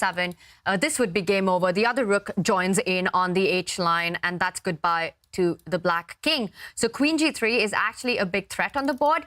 And even if I'm not really sure what is the right move here for defense, you can't capture on d5. But let's say, David, you try to get a piece into defending the g7 pawn, either rook to f7 or queen e7, one of these two moves. I think now as well, white can jump in with, you just take the pawn, hit the queen and win. So maybe queen to e7 to demonstrate the point that I want to make here, that you come in with your queen to g3. I'm also threatening bishop to d6 in certain positions. And notice how the black king can't really sidestep a pin. If you go to h8, hey, guess what? You're still on the pin. Rook takes h6 would win the game. Oof, where to hide? Anish now in some serious trouble on the board and the clock. 5 minutes down, facing a blistering attack. And even if there is a narrow path to survival, it's going to be hard to find it with the clock ticking. Huge threat of queen to g3. If we compare the bishops, we talked about opposite color bishops. When you're attacking, when there's major pieces on the board, it's all about who has the initiative. And you just can't defend your dart squares. I think he might need a miracle now, Anish Giri, if he wants to stay alive in this tournament and in the hunt for Toronto. Wow. And the clock is ticking down for Anish. He is getting on the 4-minute mark, and the position is just starting to get dangerous for him. To survive this one, he doesn't have to find just one good move. He probably has to find a sequence of good moves, 10 good moves, and with just 4 minutes on the clock, it's incremental pressure, which makes you collapse at some point. This is going to be a tough task, and I think Anish is regretting capturing that H-pawn, opening up that H-line for Jan Nepomniachtchi's rook. What makes the scenario even scarier for Anish is that he's playing a player like Jan. Yeah. And he's playing with less than 4 minutes now on the clock. You can see it on Anish Giri. He is getting stressed out right now. He knows he cannot lose this game, and it's danger zone right now. Yeah, and he finds a good defensive move. After a lot of thought, it cost him quite a lot of time there. But now he's aiming to meet the white queen landing on the g-file with the black queen blocking. So he's ready to potentially trade queens. If the queens disappear in this middle game or this position, then he's safe. Okay. So I think that's a very clever idea. He's aiming to stem that initiative that we saw earlier. And yeah, I was going to make a joke that actually he wants to take that pawn that he captured with the black bishop a few moves ago. He wants to give it back to Jan. He's saying, close the H-file. Please block your own rook. I shouldn't have taken it because taking pawns open up lines for your opponent's pieces. But this is at least a good defensive move. It's a super cool defensive move. It was so natural to put the queen on that e7 square, but Anish, of course, this is why they're the best players in the world. He finds, and I think perhaps the only move to keep still chances alive to hold this on. And the idea is simple, that you're going to challenge white's queen on the G line. You want to play the move queen to G6 if white does go ahead with the plans that we've been talking about. Queen E8 is very resourceful by Anish. Yeah. So Jan Nepomniachtchi desperately wants to keep the queens on then, I suppose. Definitely. And I'm expecting him, if he's feeling ambitious, maybe to push, maybe to trade off pawns. And for example, here, to start bringing his pieces into the game, whether that's the white rook, whether that's this white rook. He can enter kind of on the other side of the board with the white queen. He just needs to keep queens on no matter what if he wants an attack. And, OK, he's really calculating something now. Head has gone all the way down. He's disappeared, Jan Nepomniachtchi. But just like a magician's trick, will he be able to conjure something up on the board? It's looking really tense. This does feel like the critical moment. That's why Anish spent so much time on the clock. That's why Jan now is spending time back. He knows that if 2 or 3 moves go in black's favour, there's no more chance. This is the time to strike if he's white. He senses an attack. And you've got to be sensing an attack in this position. All your pieces are directed towards that black king. You have a really strong central D pawn as well. But Anish, meanwhile, also very, very focused. And I think that's so instructive because you have to use your opponent's time to think and calculate as well in these complicated positions. The trouble is far from over. Anish has navigated correctly for now with this last queen move, but he needs to keep up that precision for the next couple of moves. And that's when it gets more difficult. David, I really like your idea of keeping the D pawn alive. It just feels as if that can be used as another target to get into black's camp. So imagine combining an attack on the king side, and if you can make a move like D6. Is D6 possible? Because for me, it's the most attractive option in the position. Yeah, it's definitely the most ambitious, the most logical here. Pass pawns are there to be pushed, as we say, and this would create a really nice pass pawn. It's going to paralyze black's pieces long term. It's going to immobilize them. I guess the only downside is that black's knight will be an easy blockader, and it also gains time against this beautiful white bishop. And if you have to start retreating, we talked about it earlier, Kai, you said retreating, is it a bad sign? Now that the center's exploded, yes, it is for both sides. So as soon as white starts going back with his bishop, I'm not even sure where, then suddenly, look at this. It's black with the opposite color bishops crushing through the light squares. And suddenly it's the white king that's going to face a checkmating attack. This is how quickly things can turn if you're just careless for one move, if you have to retreat for one move. And yeah, this pawn push, he wants it. It's desirable, but maybe not quite the right moment for it. I love this, just this idea of getting rid of white's best attacking piece. One of the most amazing things about chess are these dynamics that exist with opposite color bishops. Everyone just thinks if it's opposite color bishops, the games would usually end in a draw. But actually, if the queens do stay on the board, and as I say, they have come off the board, but when there are attacking possibilities, these are the most dangerous kind of positions because the different color complexes. You just cannot challenge the bishop of your opponent, which means bigger weaknesses on the squares. And even though the pawns are off the board, I think that white bishop on e5, it does have a solid target on that pawn on g7, and Jan is still ambitious about his chances. Okay. So even if the queens are off, Jan Nepomniachtchi is not giving up winning this game. Definitely not. And it was all predicated on just one move. If white wasn't able to start attacking, look how active the white rooks have suddenly got. If white was one move slower, then the queen's disappearing would have most likely meant a quick draw. But white does have the initiative now. I nearly said initiative again. You've got it in my mind, Tanya.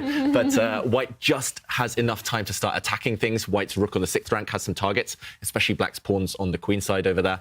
And yeah, the black bishop is the key piece right now, and he's trying to eliminate it. He's trying to kick it away. And you can go for a bishop for knight trade here if you're Anish Giri, but suddenly you're bereft of your best piece, black's light squared bishop, and white's bishop clearly superior to the black knight. You have to be really careful which pieces you keep on the board. Still attacking despite the absence of queens. Yeah, and I want to say negotiated, but it just doesn't have that same ring to it. But yes, I think he had to give up this bishop for this knight. Not a happy choice, because any other move would probably end up with a big attack on the G line, or you end up losing the C6 pawn. Jan will recapture. And notice how that rook from H4 actually defends a very key square, the C4 square. So black doesn't have the time to jump in with the knight to C4, hitting that rook and the bishop because of that last multi-purpose move by Jan, rook to H4. So that was a really nice touch there. And black just doesn't have enough time to capture on f3. It's a free pawn, but it comes actually at a big hidden cost. I think there are all these attacking ideas of white jumping in with the rook, rook to g4. I was also thinking about rook to g6, but rook g4 looks really strong as well, David, because black really can't push the g pawn. The h6 pawn falls anyway. Yeah, and this would be disaster for the black king, even with queens off the board. White's rooks and bishop combined so nicely. So Anish, he found a way to take this pawn. First, he hit the white bishop. I expected the bishop to drop back. It did indeed. And after rook takes pawn, now at least the black rook will be able to cover the 7th rank. It will cover some holes. And we could well see a race scenario where white takes this pawn at some point. I'm not sure whether now or later. And it will be a case of the black pawn's pushing, but the white pawn's pushing on the opposite flank. And here, the bishop is better when there's pawns on both sides of the board. The black knight is not a happy piece. So I think white still has a practical advantage. And it's better because it's a long-range piece. So you can not only assist your own pawns on one side of the board, but also stop your opponent's pawns from advancing while the knight finds it difficult to jump around quickly. And this is the key difference with what Anish has done. Getting both rooks into the game, now he has the possibility to drop both of them to the 7th rank to defend g7. So he can start with rook to f7 or the other rook moving forward. And when white doubles up on the g line, doubling down on that pawn, Anish has another defender coming into play. Yeah, he can just about hold this square, and eventually we will see that situation of white taking a pawn, I'm not sure which one, and the game heading towards that endgame race. Bishop versus knight. That's the key kind of question right now. It's the eternal question of chess, right? Bishop versus knight. That's why chess is so rich. I mean, they're worth the same, and in different positions, one is always superior to the other. But yeah, it's so hard to choose. It's a matter of taste. But actually, in certain positions, objectively, one clearly dominates. There was always this debate about the knight actually being worth 2.5 points and the bishop worth being 3 points. So what do you think of that conspiracy theory? Yeah, and I was going to ask, will that maybe even happen now with AI, who I think prefers the bishops? Yeah, especially when they're as a pair. And I remember reading this book. It was like 10 years ago, so before AI really started taking over, but it was about computer chess in general. And it said that even then, computers which were slightly weaker, they gave bishops 3.25 and knights were 3. And I was like, okay, but humans aren't really going to think like that. But I think it was a case of computers ranking them slightly higher. But positions like this, I think that bishop is worth 4 and the knight is only worth 3. Is that type of scenario. Look how strong white's bishop is, anchored by a pawn as well. And it would be huge, right, if there was sort of a rule change in chess where you did change the point system for the pieces. I mean, the last rule in chess was that en passant. Probably, yeah. And that came back in when? Like 1700. Exactly. The modern rule of chess came 300-400 years ago, maybe. Yeah. Yeah, don't quote me on that. I'm not the best chess historian out there. Someone needs to tell us when was en passant created. A long time ago. Before we were born. Yeah, so if they change this point system, it would be a big deal. Absolutely. And even if not officially, I think with the computers and AI playing such a big role, I think from a human perspective, we often see that actually in play already. But it all, again, comes down and boils down to the kind of position that we actually have. I mean, in some of them, the knight is just so much more powerful than the bishop. But in this one, I agree with David that that's a big bishop. And that's a small knight. Oh, big bishop in the center of the board for Jan Nepomniachtchi. Question is, will it give him the victory in this game and in this match, or will we see Armageddon? Do you see chances for Anish to win this game at all? It feels like a two-result position now. If you look at Black's pawns, they're all separated. It was really interesting that Jan had a choice of which pawn to take. He chose to eliminate Black's h-pawn. White's rook on h6 untouchable because of a pin, and that basically showed that he wants to take risk out of the position. We showed some races where Black had connected pawns, and those are scary once they start marching. I'm expecting Jan here to start retreating some of his rooks, and long-term, Black's isolated pawns, the fact that all of them are lonely without friends, as you called them earlier, Tanya, it means that they will be easy pickings potentially later for those white rooks. And still some counterplay. Black has got everything covered right now. One rook retreats. He's going to push the Black c-pawn to kick away White's bishop. But I do fear still long-term for his chances.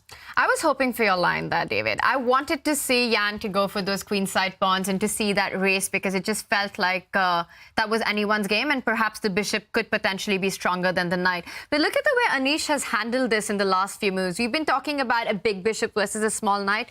That is not a small knight anymore. White's bishop has been thrown back to that g1 square, while Black's knight is the one in the center of the board. It's a kraken, as Peter Swidler would call it, controlling so many key squares. Yeah, and there's a trick in the position. This big bishop is no longer big. It looks really small and timid here in the corner, but you cannot go and take this pawn. It's not a free pawn. It's a trap. This would allow a knight fork. Suddenly the Black knight, which looked terrible, is the superior piece. And that means if you cannot take this piece, maybe you have to guard against the knight jumping in anyway. This looks like a scary check. The White king not entirely safe. If you, for example, retreat to a bad square, then suddenly this check would be devastating. All sorts of forks in the air. And especially with the clock ticking, you don't want to blunder. But Jan's gone marching with his king. Oh! Wow. He started marching his king forward while the Black knight dances to the other side of the board. And we talked about how these were isolated. The White king is going to be the one attacking them. We did not expect this. It's a bit of a turnaround. Suddenly, it's all of Black's pieces that are so active. And I think it comes down to Jan's decision of grabbing that H-pawn. Look at that, Anish trying to actually build that initiative that we keep bringing up. Right now, if there's a check on the A line, it's check and mate.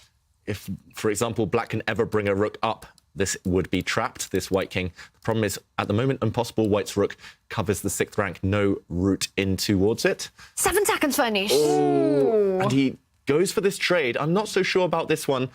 Pieces off the board. Okay, he's backing it up by trying to go for a pincer movement against, whoa, my arrows, against that white pawn, which has just moved off b2. This one is really livening up. It's just a rook endgame, though.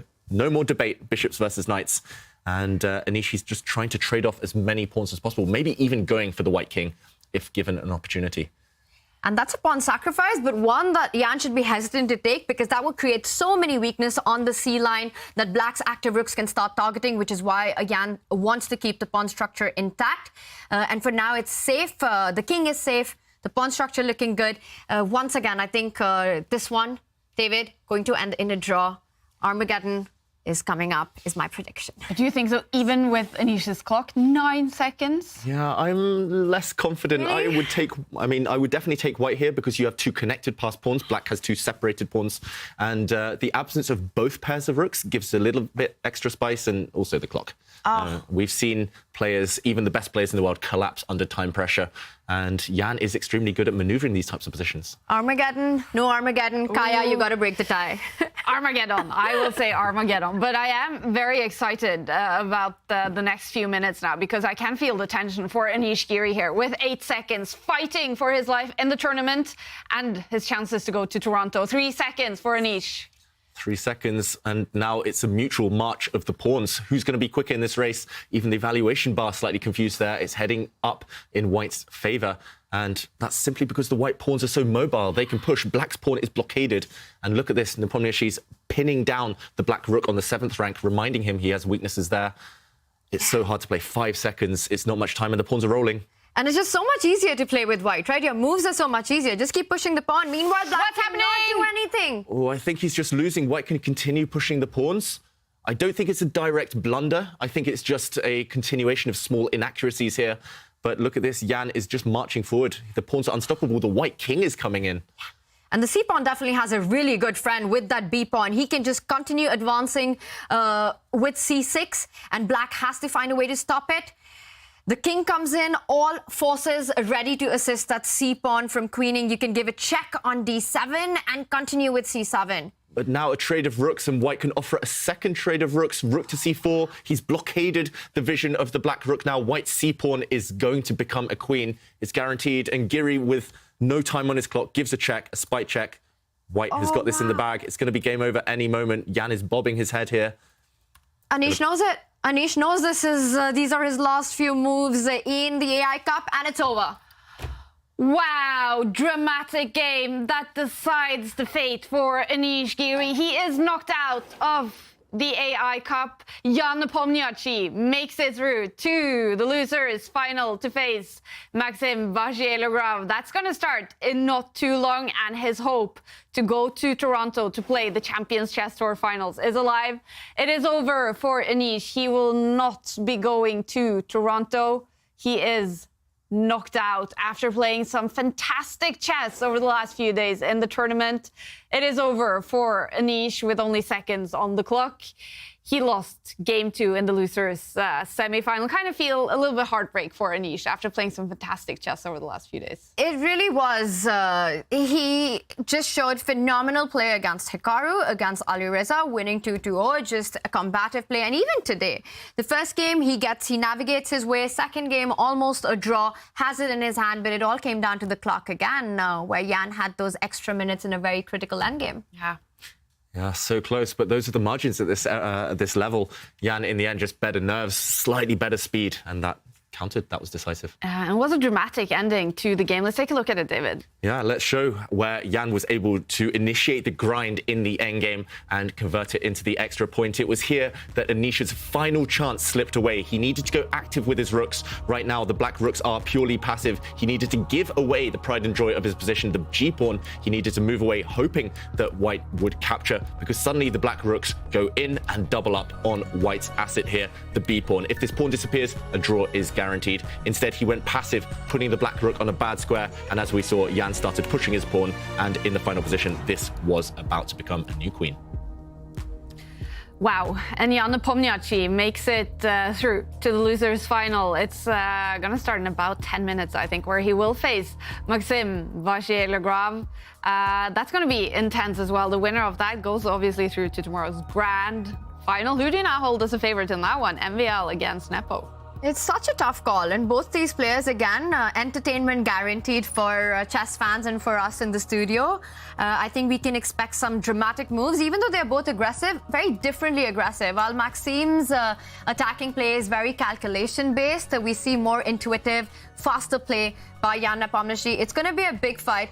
But, David, just going back to this match that we just witnessed right now, I also think one of the key moments that Anish will come to regret is grabbing that H-pawn. I think that's where it turned around.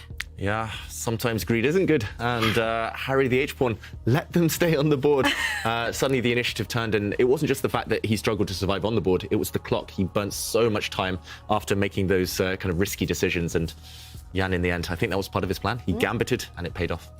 Wow. Wow. That was only the first match of today. We do have one big match left today on the losers bracket. It is Jan Nepomniachtchi against Maxim Vachier-Lagrave to decide the losers bracket and who goes through to tomorrow's grand final. Don't go anywhere. We'll be back in a few minutes.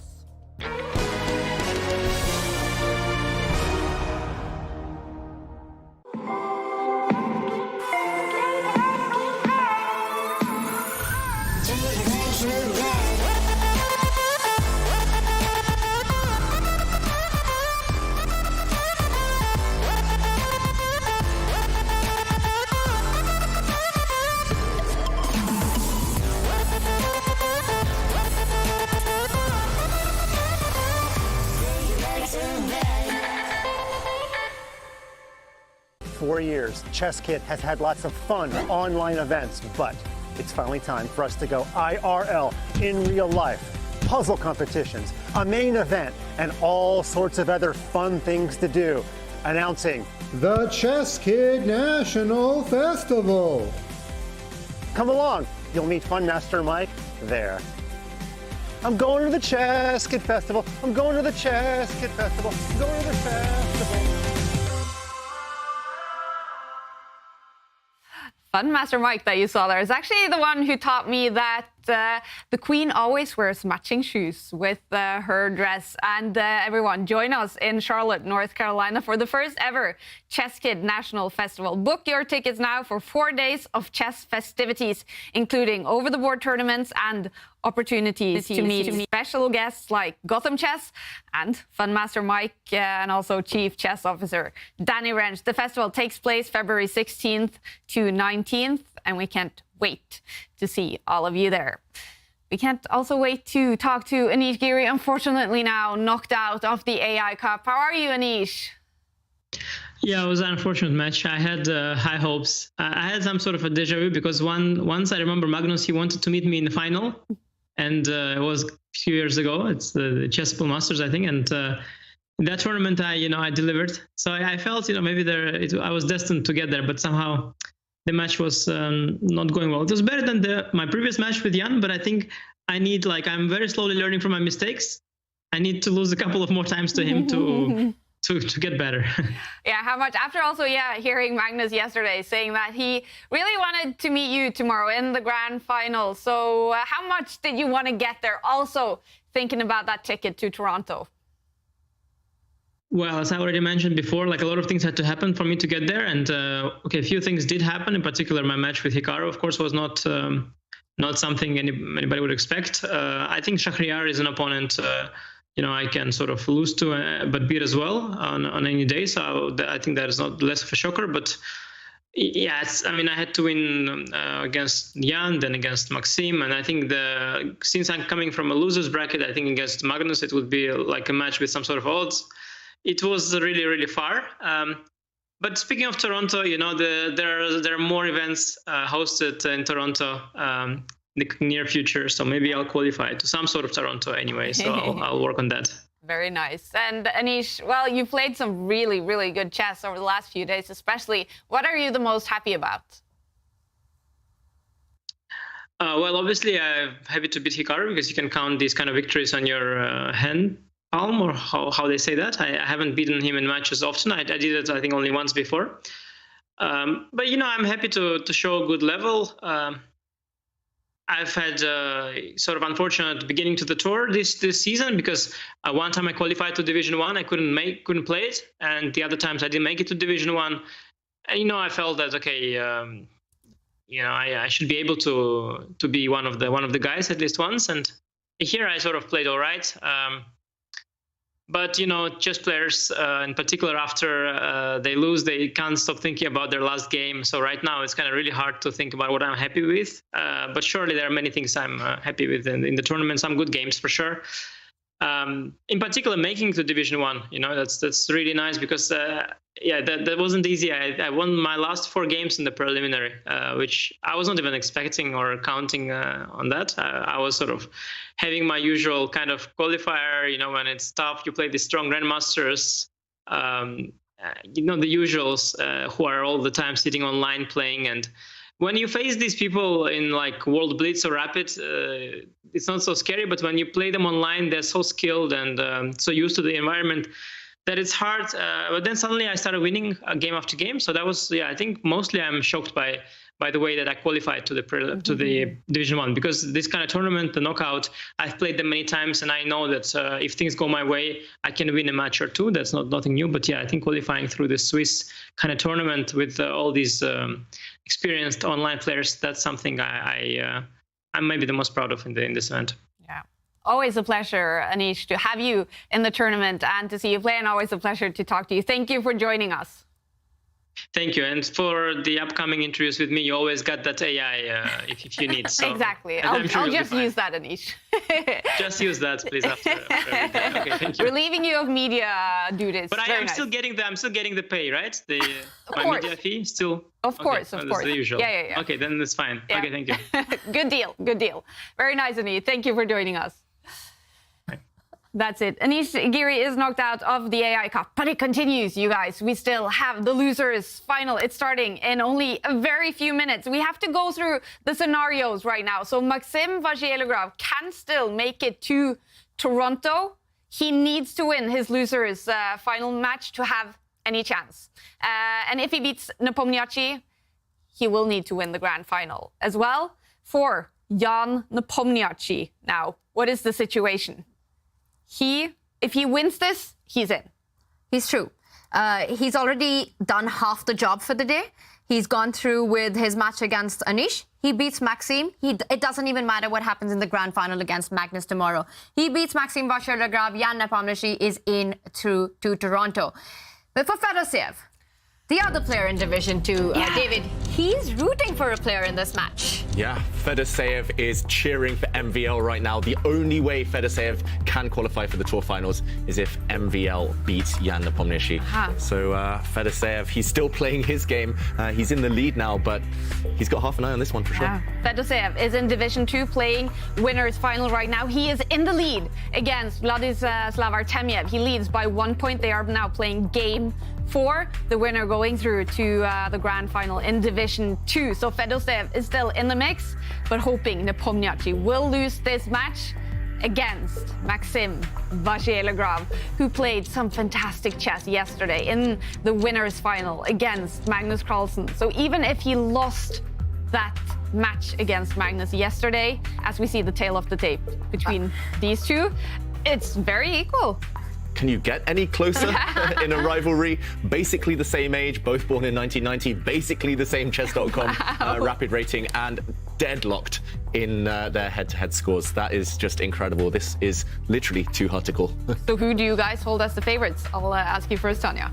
It's such a close match to call, Kaya, and I hope this one goes down to the wire and we get an Armageddon. I'd love to hear what the chat thinks about this. Because both Jan and Maxim have played fantastic chess in the AI Cup.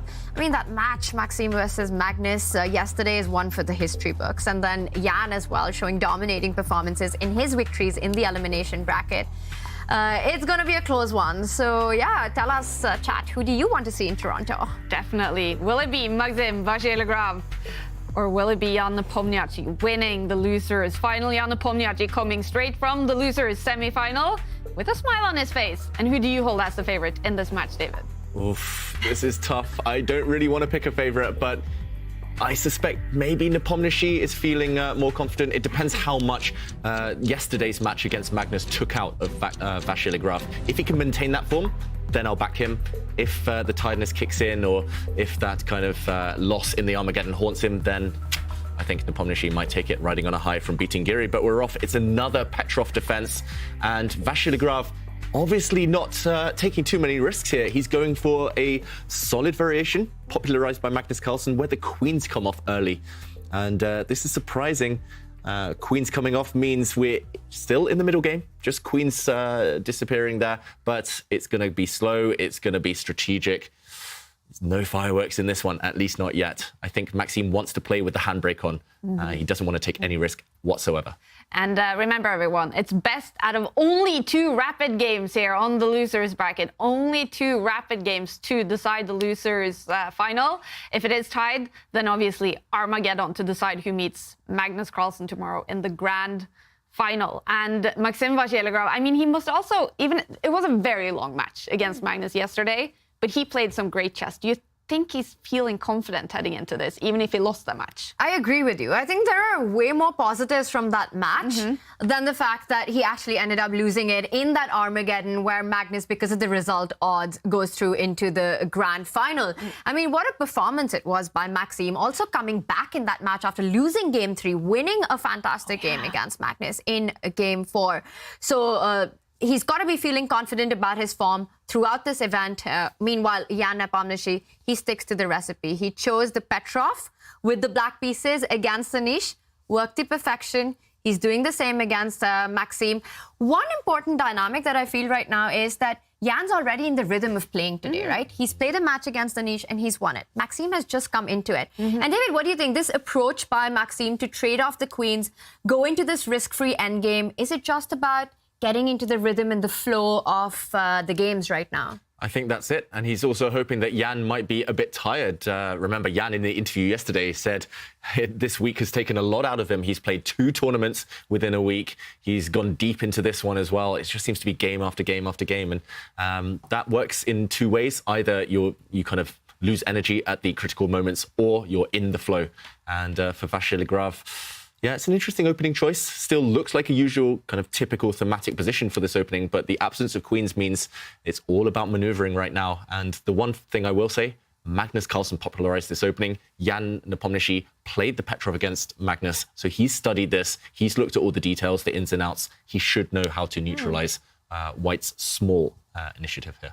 And for sure, Maxime would have prepared this as well, knowing that Jan is playing the Petrov and it is his pet opening, that this is something that Maxime was also expecting. Well, we see some rerouting of pieces. It almost feels like a queenless middle game to me because you still have both the rooks on the board. None of the minor pieces have been traded off. Symmetrical pawn structure, but we're going to see a game of maneuvers. Yeah, a game of maneuvers. And the reason here we say White maybe has a small symbolic advantage, at least, the superior chances, is because this pawn on f3 controls the scope, the jumping squares of this black knight. It doesn't look like much, but it does also mean that White is more flexible to throw pawns forward on the king side. For Black, pushing these pawns would come with more risk. And I'm expecting White now to deal with a threat on this knight, whether that's to retreat the knight or maybe to retreat the other knight to block. And White suddenly will be throwing pawns forward against the black bishops. Look how poorly placed this black knight is. It can never jump, and it might later have to retreat if it wants to reroute towards fresher pastures. Small thing, but from the games of Magnus, I think we've learned that there's enough life here. It's only one set of pieces that have been traded after all. And Maxime Vachier-Lagrave, how will he maneuver? It's not kind of a type of position I associate with him, but at least he knows the plans. He wants to push these pawns. If he gets both of these 2 moves in the near future, White will be better. More space on the king side. That's why after the knight retreats, Jan instantly pushes his pawn to cover the g4 square. No advances on this side of the board. And now I'm pretty sure that he's happy. Nepomniachtchi, he's barely spent a minute on his clock, and he's prevented White's main ideas. Really nice. Give White one more move, get that g-pawn rolling, and you're talking about a lot of space and flexibility and movement of the pawn structure on the king side. Yeah, not allowing any of that, which just shows his understanding in these Petrov openings, right? He knows exactly what plans to go for and what plans to stop for his opponent. Now, one of the drawback of that last move was that it kind of weakens the g5 square. And Maxime immediately takes advantage of that, develops with the bishop to g5, potentially targeting that knight on f6, threatening a destruction of the black pawn structure, which Jan isn't allowing, falls back with his own knight. And you very interestingly pointed out how the white pawn on f3 takes key squares.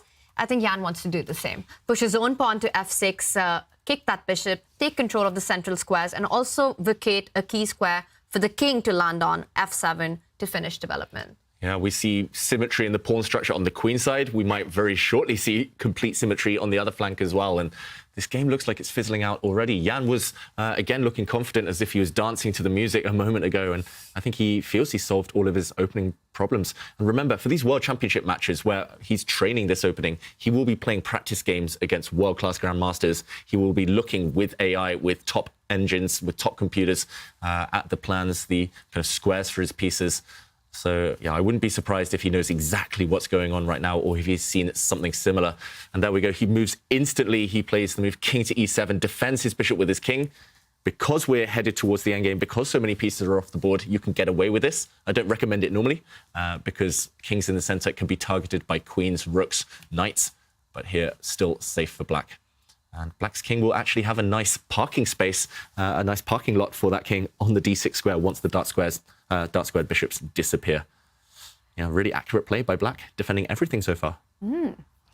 Snacking on something, Jan Nepomniachtchi. We also saw Maxime Vachier-Lagrave eating a banana before the game started. So they should feel energetic before this very, very important match, not only in the tournament, but in the fight to go to Toronto. All right, with the white pieces here, Maxime Vachier-Lagrave, does he need to win this game with only 2 rapid games in this match? We saw how dangerous Jan is with the white pieces in his match against Anish. I do feel it's a missed opportunity. And also in the back of your mind, if you fail to even test your opponent when you have white in a 2-game match, suddenly momentum turns. You kind of look at the next game thinking, oh, now I'm going to have to defend as black. My opponent will choose the opening. I'm just playing for the draw. I'm just playing for survival. And kind of your mindset shifts, and not necessarily in a positive way. So I think maybe a missed opportunity. I think this opening choice will be regretted by Maxime Vachier-Lagrave. Exactly the storyline of what happened against Anish in the first game, right? We saw the same opening, the Petrov, a different variation by white, but it was the Petrov. Anish didn't get anything with the white pieces. Jan Nepomniachtchi comfortably gets out of the opening, ends in a draw, and then with the white pieces in the next game, takes his chances and crashes through. So it's so far looking so good for Jan, and we see a potential pawn break on the king side. I would be hesitant to trade on g3, because then you see this opening up of the h-line for that white rook, pinning that bishop on h7. And even though the eval bar says that it's still fine for black, it looks uncomfortable. It's something that you voluntarily don't want to go into. There are these threats of the knight jumping from e3 to f5 next.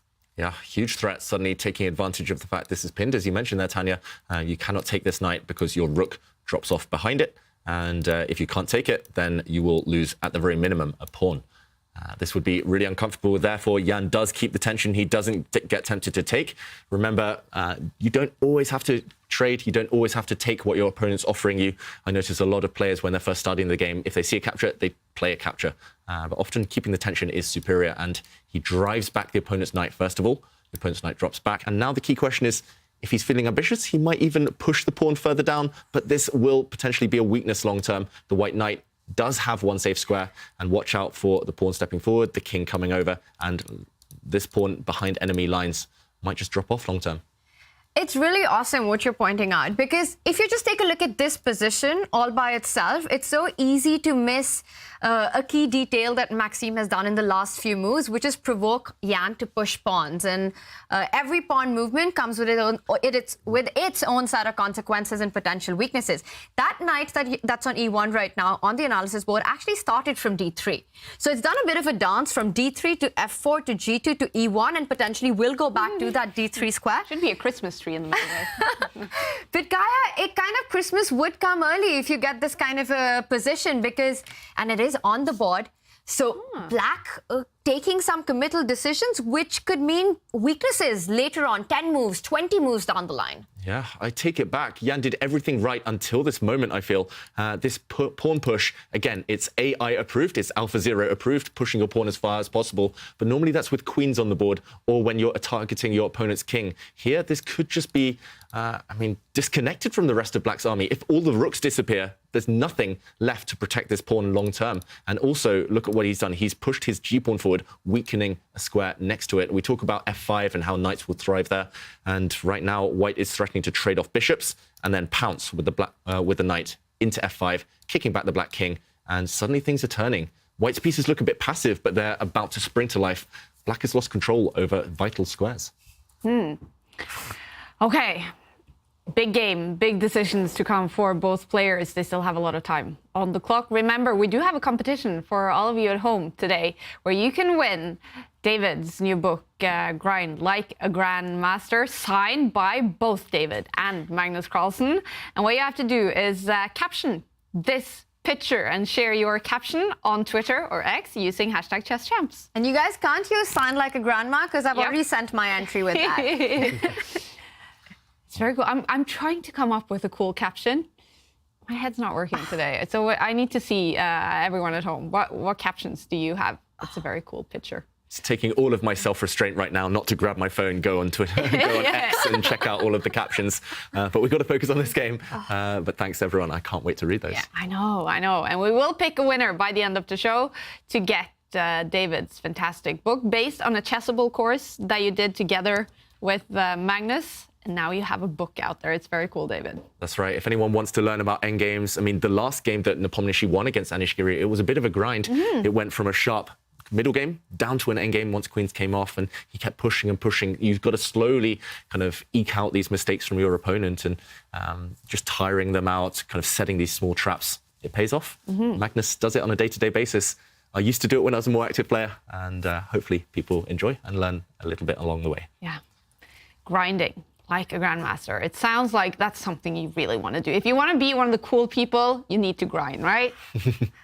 Is that life advice or chess advice? Both, yeah. But absolutely, Kaya. And we've got the book here, and I've been actually grinding a bit on the side. It's definitely a book to get your hands on if you're serious about chess improvement. Watch out for Tanya at the Grand Swiss very shortly, winning all these end games, these long end game grinds against her opponents. Don't reveal her plans. Oh, sorry. Yeah, and David's commentating at that event, and I have strictly told him that he's only allowed to go to my game if I've got a good If the bar's in Tanya's favour, I'll be watching. I will be watching as well. How are you feeling about that event, Tanya? Are you nervous going into it, or are you looking forward to playing? A bit nervous, but I think more excited and more happy to play because it will be my first tournament this whole year. Yeah. I haven't been playing, several reasons, mostly personal and health stuff. But I'm looking forward to getting back to the board, and I think it's going to be fun. It's one of the strongest tournaments. Yeah, and David's going to be there, so. And I think you're going to have a big fan base looking at your games as well, Tanya. That's pressure, Kaya. Sorry about that. But David, you've actually said that commentating, as much as you've done over the last few years, actually kind of helped you when you played tournaments. You had some amazing results. Thank you, Kaya. Yeah, I definitely feel like the pressure's off a bit, and also I talk through the positions in my mind a bit better than I used to, at least when I was a more active player. When I was just focused on playing, it was just a big mess. I think a lot of the top players actually say this. They calculate, but they don't really necessarily explain things to themselves. And now I feel that I've kind of got that extra level where sometimes if I'm confused in a position, which happens quite regularly, then I just talk to myself. I say, okay, like white has a strong bishop on this square, so let's maneuver around. Let's go trade off this bishop. It sounds simplistic. It sounds kind of very basic there, but sometimes chess, you need that. You need that kind of elementary stuff. And yeah, Tanya, I reckon if you play as well as you did at the Olympiad last year, you have a shot. You have a shot. I'm going to try my best, and hopefully I'll have a good time. And I'm just looking forward to playing. So we'll see what happens. But what you said about David commentating and then having a good performance, it was at the Grand Swiss Isle of Man. Exactly. Same tournament. Yeah, yeah. Oh, exciting stuff. It's going to be fun. Yeah. And I'll be honest, there's been a lot of exciting stuff going on in the game as well. And I see the bar is going slightly up for MVL. I'm really impressed with what MVL has actually done in the last few moves. You know, David, I've been talking about this night, and everyone watching, you can go on chess.com/events and rewatch the moves that have been played and focus on this knight on d3. The amount of jumps that this knight has done all the way, starting from move 1, David, it went from... yeah, maybe you can highlight the path, but it's jumped around this d3, f4, g2, e1 squares so many times. And along the way, it has provoked Jan Nepomniachtchi to create weaknesses. We're often taken in by tactics and these aggressive attacking games. But this has been a bit of a strategic masterclass by Maxime Vachier-Lagrave. Yeah, I'm trying to count how many times he's moved his knights. And both of these two knights have done a lot of work throughout the game. And right now they're sitting pretty in the center of the board. And you talked about the holes. It's mostly this f5 square. The one thing white cannot afford to do right now is to ever retreat because suddenly black would conquer this square. And actually, this bishop would be trapped in the meantime. But right now, as long as the bishop sits pretty, I don't think black has many active plans. For example, white can start bringing rooks towards the center. If black ever trades off on the f5 square, it's only going to backfire. This would be a check. And now white would be able to, for example, step forward with g4. The king would start going towards this pawn. And actually, there's a clear path to win it. For example, if black just makes some random moves, we can come around with the white knight. And now we see why black might be regretting some earlier decisions. This pawn will drop off. Instead, here, Vachier-Lagrave doesn't sit on the position. I'm slightly surprised. Let's show what he did. He took this knight. I said, don't move the bishop. But his idea is very concrete. He jumps in, and suddenly black has to watch out for knight checks here, knight checks here. Those white knights are playing some important roles right now. Really important role, and that role is going to be very, very important. If black starts pushing that f-pawn all the way down to f5, don't rush with that. More holes created with pawn moves. You give a check on e5, the central square that you're pointing at, and it jumps in further to g6 with a fork on the next move. So f5 was not a possibility. Instead, Jan Nepomniachtchi takes another route, a very good approach there, taking squares in the center. So e5 is under control. And David, I agree with what you said, that did Maxime just rush with that trade, going ahead with that concrete approach? It's reminiscent of what happened against Magnus in game 3, fully in control with the white pieces in an endgame, and then making that move with the pawn to a4, which just gave his opponent enough chances to get out of the pressure. Yeah, I can see why Maxime was tempted. Remember, he is a mathematician. He loves to calculate, and he foresaw this position. He predicted it coming, and the white rook looks like it's landing on e7. But the problem is, after this knight is tickled and hit here, it has to retreat. There's no time to bring the rook in. Or at least I thought there wasn't, because of this knight move. But suddenly I realized that rook takes pawn is possible. This is Maxime's trick. He's giving up the white knight because he's spotted that at the very end, this is a skewer and the black rook is undefended. Look at this weird scenario where the bishop actually gets in the way of the black rooks protecting each other. Suddenly, rook takes rook and white is winning. So I can understand completely what he's trying to do. And in the game position, maybe this is a threat. Hence why Nepomniachtchi moves his rook up the board. And this is where stylistic things really matter. I mean, a slower positional player like me would have tried to build up slowly, improve all the pieces, go for them, go for the maximum, and then go for the tactics. Maxime, he senses the moment, and then he initiates the forcing play. And it seems to have worked out this time really well, because this powerful threat of rook e7 definitely got Jan Nepomniachtchi worried. He's decided that when the rook does now land onto e7, you'll have the opportunity to move away with the knight and trade off the very active piece for Maxime. And again, this is a conversation about the eternal debate we seem to be having all day long, knights versus bishops. But I think in this one, for now, the knights are winning. Oh! Big knights, small bishop. That black bishop has not much breathing space. It's staring at its own pawn. It's stuck on the back rank. Definitely knights here. Note how the center is blocked as well. That's where knights thrive. They really eclipse bishops. Great point there. In open positions, general rule of thumbs, bishops are stronger, but if the center is blocked and your bishop doesn't have that long range power, usually knights find it easier to jump around. And we see so many holes in the position for black here that the knights have that power performance coming in, and we see them kind of dominate the whole board. And Maxime, I like this approach. He doesn't rush in, which would allow piece trades, but what he wants is to get his final rook into activity. He wants to move that rook from a1 to the center of the board on e1. Jan uses this opportunity to kick back one of the knights, but that also creates further potential targets long-term in black's pawn structures. Yeah, and how is black going to unravel? You need to somehow activate the black bishop, activate the black knight. White's rooks, once the one in the corner comes behind the other rook, stacks up, they dominate the open file. It looks like time is of the essence here. You have to be really careful. The bar is roughly in the center, but it could spiral, it could spike up in White's favor if Jan isn't accurate. So I think he needs to spend a lot of these 7 minutes in the next few turns. I agree with you. He has to be really precise to try to just detangle, unravel, like you're saying, because look at the king side, right? You've got all your pieces on the first and second rank, but none of them are in an active square. You not only have to deal with piece activity, but also all these potential long-term weaknesses with that pawn on h3, which can come under fire. You have to keep that defended at all times. You have to make sure any king-pawn ending, I think, is just lost for black. If everything gets traded, bishops, knights and rooks, black will lose because this pawn will be an easy target for the white king later. It's too far advanced. And okay, he improves the black king. And now the most logical, the most consistent would be for white's rook to double up. But Maxime says, no, this rook in the corner can actually activate in a different way. And again, this is AlphaZero-esque, very AI-inspired type of move, playing on the flanks. It was computers that really revealed to us that actually rooks in the corner, you can activate them up the board. Doesn't necessarily need to be horizontally. And he's trying to push this pawn forward even further and open this A line to infiltrate behind the black pieces. So black has to block. You cannot afford this to happen. And now the big question is, do you explode open the queen side? Tanya, you mentioned that black's pieces are so passive. And normally that's the signal, that's the trigger for switching attention to the other side of the board. Black has nothing, no influence at all on the queen side. And there we see just below the board, the computer does say a very strong move right now, pawn to b4. While black is distracted with these pieces on the other flank, you switch. And there we go. Board. Maxime's working his magic. He's playing so well right now. This is top-class chess. This is unreal stuff. And what's been amazing about Maxime's play is not only how he's handling dynamic, aggressive, tactical positions, but also these strategic positional maneuvers on the board and this full board awareness of creating play on the king side, but eventually striking on the queen side. And it is all about Black's pieces. Even just visually, when you look at this position, you can just tell all of Black's army on one side of the board.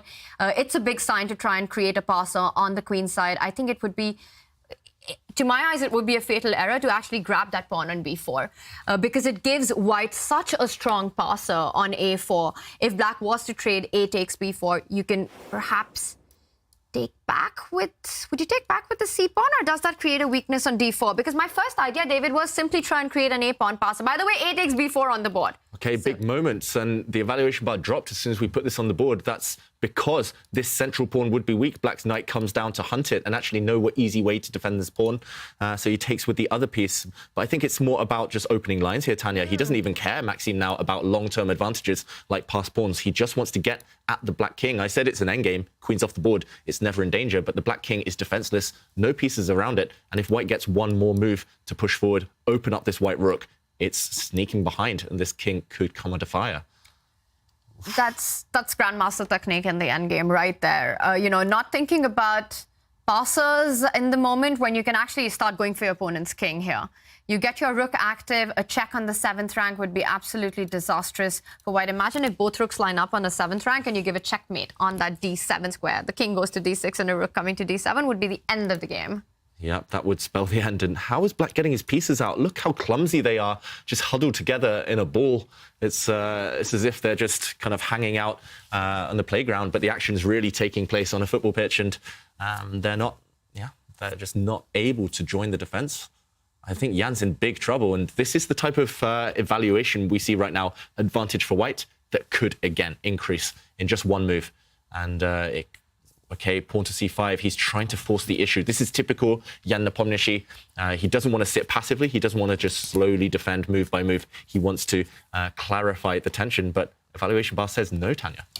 Because now I think you can combine both the ideas that we've been talking about, right? Piece activity with an a-pawn passer. c5 striking in the center. If Maxime decides to trade those pawns, d takes c5, you'll have to capture back. Not only do you create further weaknesses in Black's pawn structure with the knight, I don't know, do you come back to d3 or maybe to a6? By the way, Maxime takes another decision. But my point was that now you've got the b line to fight for, as well as the a passer moving up the board. Yeah, this looks really strong. You're coming in via the b file.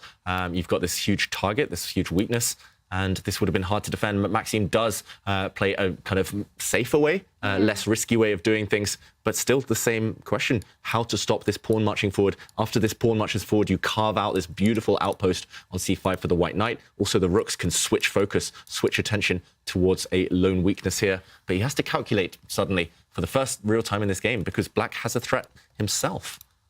And I think this is the reason why I felt that he has to take on c5, because of the d4 weakness that Jan now has a clear target on. But Maxime doesn't care about that pawn anymore because it's all about the queen side. And when you have more space, when your pieces are more active, it's always easier for the active side to transfer pieces from one side of the board to the other side of the board. While for Jan Nepomniachtchi to get his army into defense is going to be a tough task. Yeah, these three bystanders, they're just... still not participating at all, not contributing to the cause. And I think White is just going to win this. Actually, maybe even in the next few moves. Wow. Jan is trying to create some counterplay.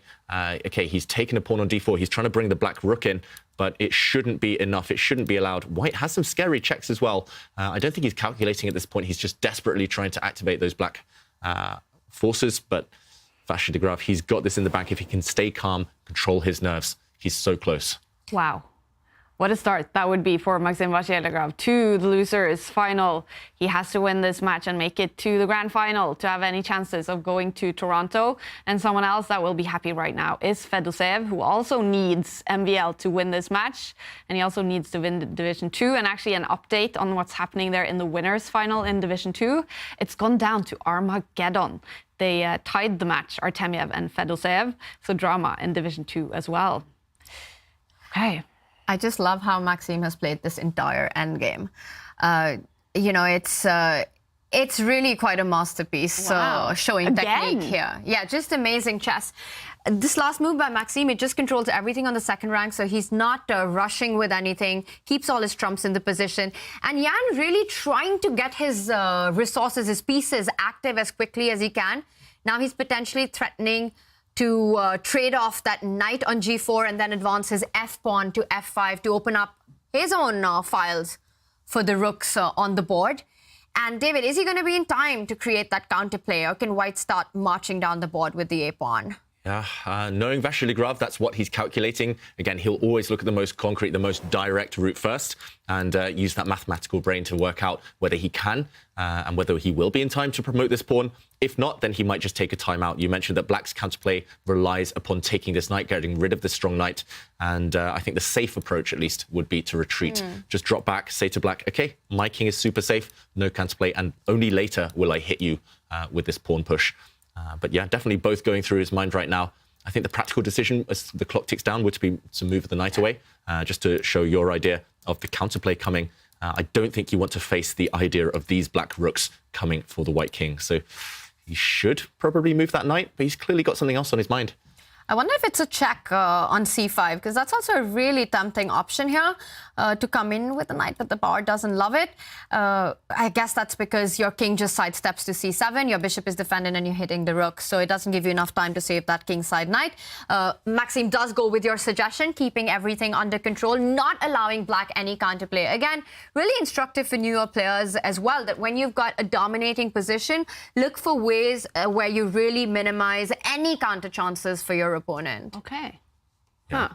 And the rook move has the white bar go up even further. Yeah, it's actually it's like role reversal here. Nepomniachtchi had the kind of opposite side of this against Giri in the last game. It's just with a simple plan. You have a passed pawn, you push, push, push, and the opponent has no active counterplay. That's how Giri found himself defeated in the previous game, and that's now the shoe that Nepomniachtchi finds himself wearing.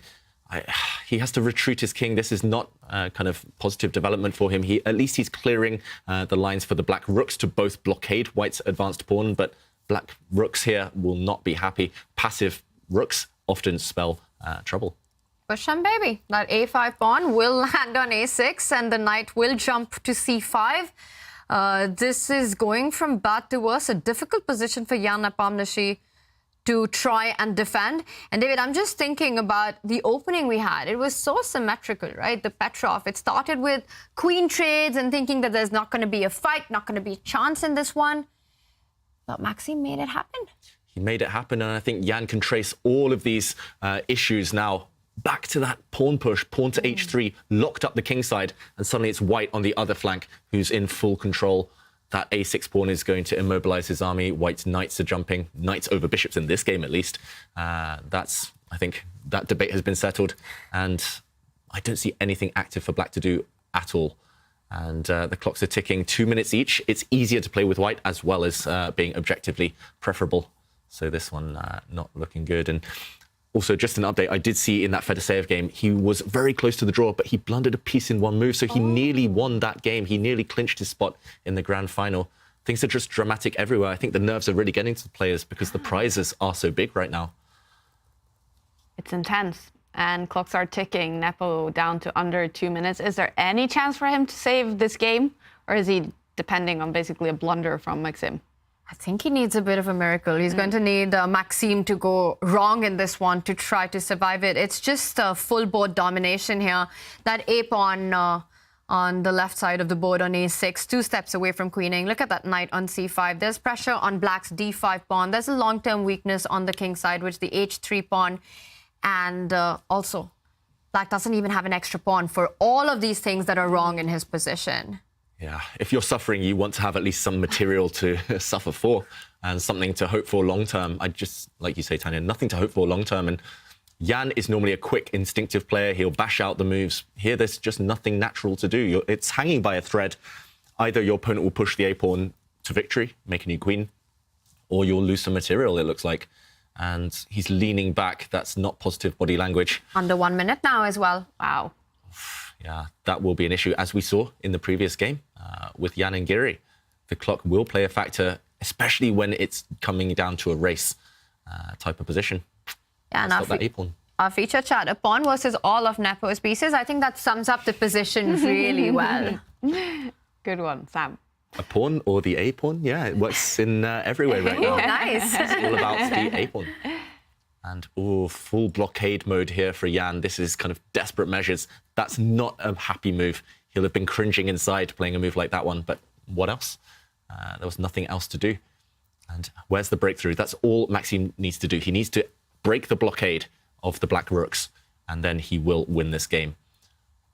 Okay, what to do first? I would want to attack this black knight. Black's knight is the only active piece, so you can harass it, you can kick it away with both white rooks. I think that might be the starting point. Yeah, that's a great idea. And the rook that I would want to kick it away with is the A2 rook, because I like how the B6 rook not only defends the A6 pawn, but takes control of the 6th rank, where it's such an active piece, attacking the bishop on E6. And he goes with your plan, goes with rook to D2, because it also eyes the D5 pawn behind the knight. And there's no chance for black to retreat with the knight, because that would mean you go into a material deficit. So the only option that Jan had was to counterattack white's knight on C5. Whoa. Wow. Why wow? What a move. This is a really strange one. Normally, a knight never lands on this square. It looks like a fianchetto, a knight on B7, but I think he's about to win the piece. Yeah. I think Nepomniachtchi's going to resign. There's a sneaky knight check involved, and now there's going to be tactics to end this game. Rook C6 on the board, tactics, and it's all based around that knight landing on D8 with a check. And it's about to happen, and I think Maxime will take this game. Jan might fight it out till the end, but it's hopeless. It's beyond hopeless. 2 knights beat a bishop. We were talking about that debate. Knights or bishops, 2 are better than 1 right now. And white has full control. Also, the black H pawn, that sorry pawn that we've been talking about for ages. It's about to finally drop off. Jan is going to click that resign button. Wow, it's over for Jan Nepomniachtchi. MVL takes the lead in the losers final with only now 1 rapid game to go. And that's going to be a must-win for Jan Nepomniachtchi. Oh, he's sighing there. The Russian losing this game, that puts pressure on. What a game by Maxime Vachier-Lagrave. Is this just more of what we saw of MVL yesterday? It's fantastic. It's more of what we saw of MVL yesterday, especially because of the type of chess that we saw from him. It almost felt like he strategically outplayed Jan. Wow. Let's take a look at the game, David. Yeah, and that one exclamation we both had, whoa, because knight to b7 was a beautiful clincher. And it was here we already established white had the advantage, mostly due to the presence of this a-pawn being so far advanced. But the finishing tactic, the finishing flourish was spectacular. He brought his knight to b7. This knight was hit by the black rook. And now the problem is black's knight in the center of the board can no longer stay on a safe square. No matter where it retreats, there will be a nasty knight check to deal with. It tried to retreat to this square, but the knight was instantly removed, and this is based on this double attack. This fork hits the king, hits the rook, and after the dust had cleared, white emerged with an extra piece. Beautiful and efficient technique from Vachier-Lagrave. Amazing. And if you still have some popcorn left after yesterday's entertainment, go grab it now, because the next game will be must-win for Jan Nepomniachtchi with the white pieces. We'll be right back.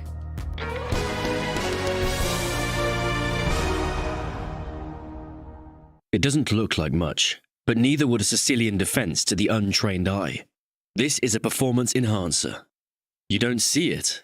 How about now? Manage your air quality, sharpen your performance, change the game with Airthings.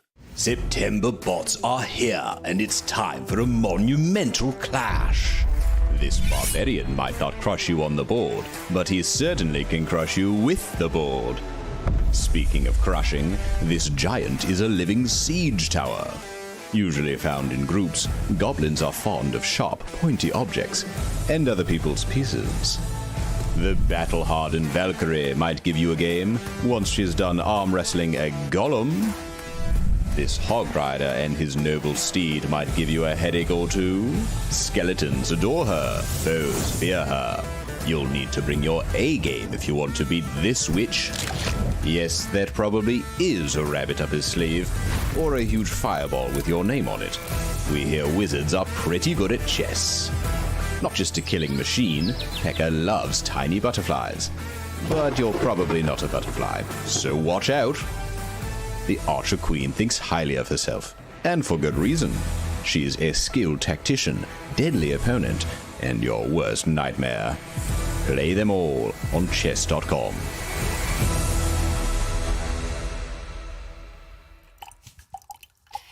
Welcome back, everyone. Getting ready here for must-win for Jan Nepomniachtchi. In the losers final, the winner in the match will go through to the grand final tomorrow. And in this tournament, we are excited to announce that Chess.com is partnering up with the browser maker Opera. We're so thrilled about this collaboration. It is something for chess lovers everywhere. It truly puts the game right at your fingertips, no matter where you are, with this specialized chess browser. And using this chess browser, Opera browser, David is now going to play bullet chess with someone on chess.com. You won yesterday, David. Are you feeling confident today? I won yesterday, but I did get a bit lucky. Let's see how it goes. I'm definitely inspired by the play of MVL in this last game. And here you see the beautiful, the slick Opera browser. I've got my chess.com shortcut here in the corner. I'm going to bring it up. Of course, you can play puzzles. You can do anything here, but I'm going to look for a game. And OK, let's get a game going. Maybe one of our viewers will be online to challenge me. Yeah. Let me remember how to do this, and there we go. I've sent a challenge out into the ether, and OK, I'm playing someone over 2,000. In honor of Ivanka, I'm going to play the Caro-Kann. OK, this is bullet. Ooh, I nearly blundered a piece. My opponent's trying to trap my bishop, h4, a very aggressive move. Tanya, what do you make of my opening? That was a tricky trap right there, and you almost blundered a piece all over again. So David being put under some pressure here, white going all out on the king's side. We need to get David a new mouse. We really do. It's not the mouse, though. A bad workman blames his tools, and whoa, I think I've tricked my opponent. Nice. An attack now against the queen, against the pawn on c2. I wonder if my opponent's watching this stream right now. OK, that's a check. I'm going to win some material, I believe. And then it's time to get castled before I blunder. And of course, you can go full screen here, but I love this. You can do two things at once. You can hide this from your boss at work. Look, oh, when the boss walks in. And OK, let's jump. That's a great life hack. It's a great life hack. Trust me, it's not my first time. And OK, he's trying to attack me. This opponent is tricky. OK, because I'm a grinder. Because in honor of the book, I'm trying to trade the queens. And, OK, my opponent's spending a long time. This one should be winning now. Tanya, how do you believe in my technique at all? You're grinding this one like a grandmaster, David. More like a grandma in this one. OK, trading everything off. I'm going to start taking pawns. Good advice. When you're up material, trade pieces. Slowly but surely. Oh. Ooh. Oh, I could have checkmated that, I think, but... Oh, now, there we go. Thank you for the game. David won. Beautiful there, using the new chess browser from Opera and also using Opera's AI tool, Aria. We did an interview with Maxime Vachier-Lagrave. Maxime, thank you for taking the time to do an interview with chess.com. I have to tell you, though, we already did the interview with you using Opera's AI engine, Aria. We asked it to answer questions as Maxime Vachier-Lagrave. So are you ready to be confronted with your answers? Let's see. Let's see. So the first question was, who is your biggest inspiration? And the answer was, my biggest inspiration in chess has always been the legendary Garry Kasparov. It's sort of true, but like there are other players that I've been inspired by, and maybe the primary one was Bobby Fischer. Okay. Then we asked, what is your favorite time control? My favorite time control in chess is the classical time control. Yes, yeah, I got it wrong. It's not that I dislike classical time control. Although I do believe that very soon is going to be time to actually shorten even the classical time control, but I still would say Blitz is my favorite. It has always been my favorite time control. And then we asked, what is your favorite opening? And I was eager to see what it answered for you here. The answer was, some openings that I have frequently employed and enjoyed playing include Sicilian defense, the Ruy Lopez, and the Nimzo Indian defense.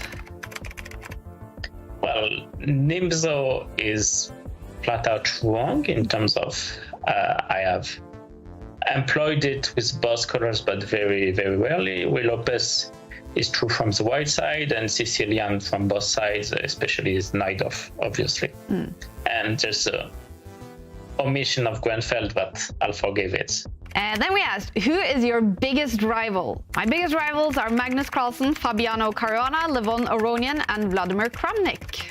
Everyone at the top is a rival.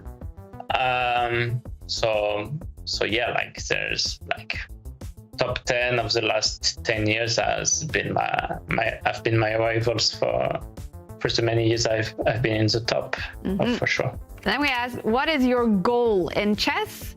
I strive to reach the pinnacle of the game, becoming the world chess champion. Yeah, I mean, that's not easy, but of course I've been working towards that goal. There's been a few bumps in the road, but yeah, I'm still young enough to have a chance or two left. Definitely. And actually, we also asked then, have you reached your peak as a chess player?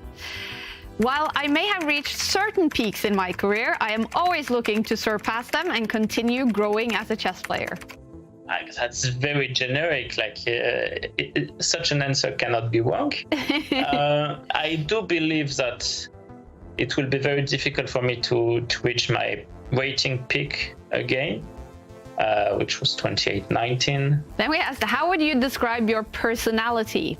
And I'm thinking this maybe is a little bit of a generic answer. A combination of intense competitiveness, dedication, composure, and deep appreciation for the game of chess. For sure, like at this level, of course, you need this intensity, you need this competitivity, otherwise you immediately drop back in the rankings. Like there's a few times that has happened to me in my career. And like that's my personality as a chess player. Of course, outside the chess world, I am a different person as well. Like I don't care if I lose, let's say. That's even more like that.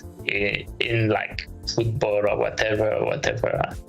If I lose, it's not a big deal. And yes, and I like to hang out with friends and just tease them all night long. Yeah, very nice. Okay, now the next question, Maxim, is a question I've always wanted to ask chess players, but it feels kind of rude.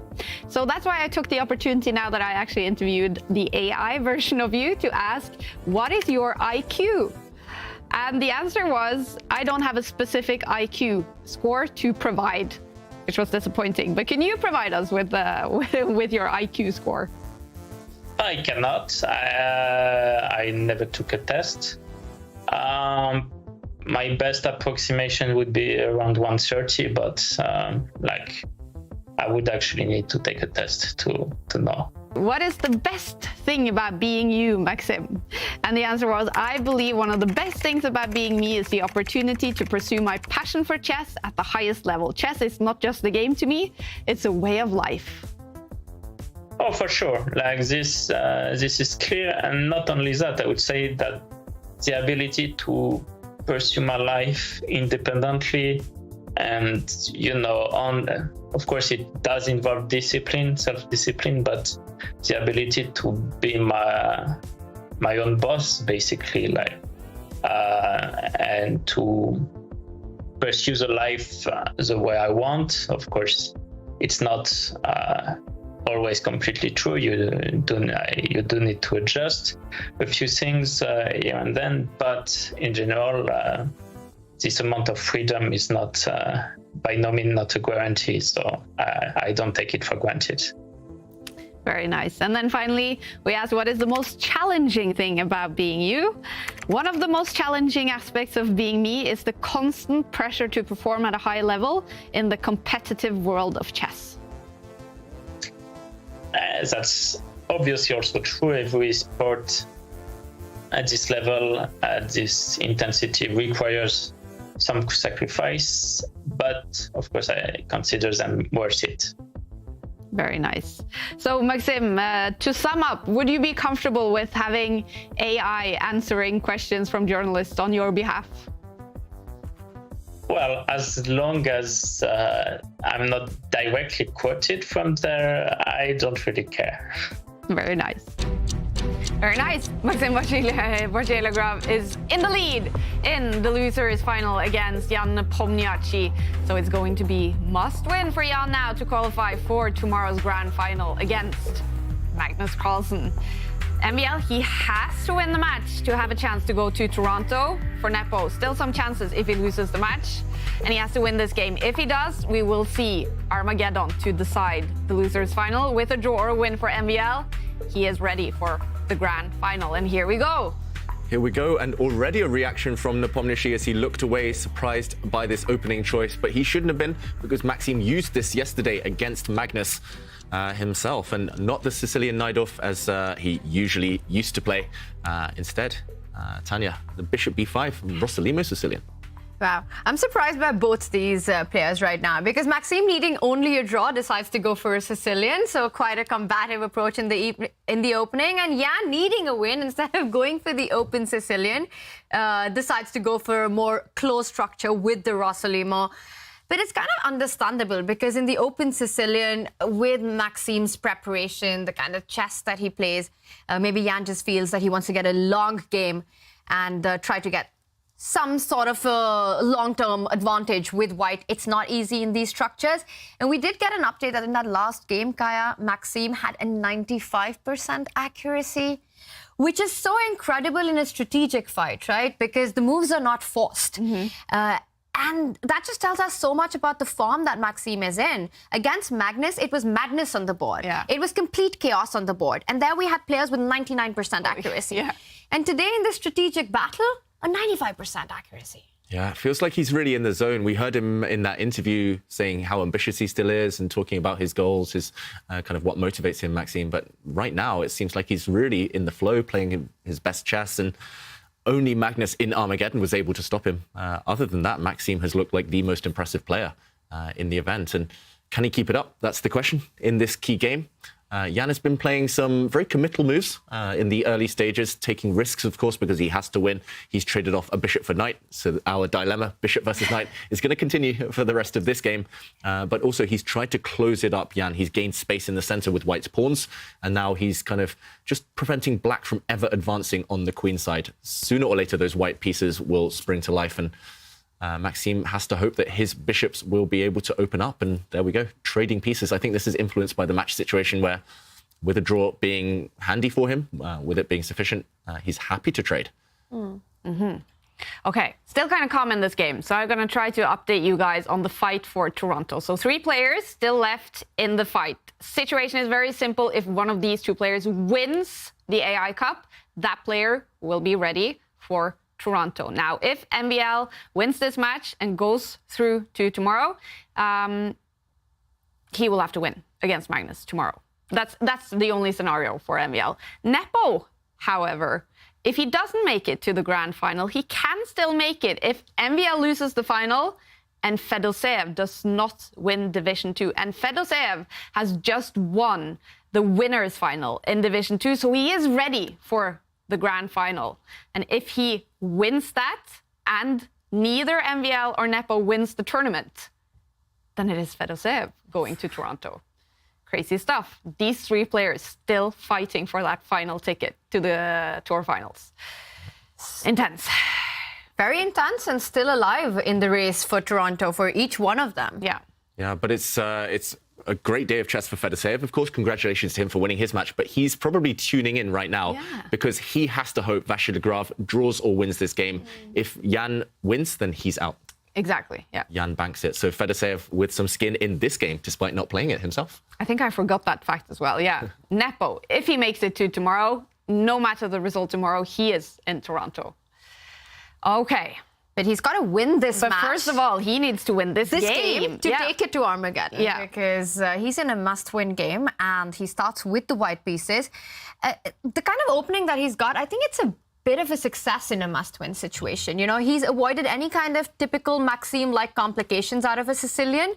It's a more closed position, but a lot to play for. White has the better pawn structure, and currently it's not as open for the bishop pair to be really active. And Jan Nepomniachtchi is the first one to strike at those queenside weaknesses of the pawns that are in Maxime's camp right now. Yeah, I must admit, I'm taking notes. I often struggle against the Sicilian myself when I have white.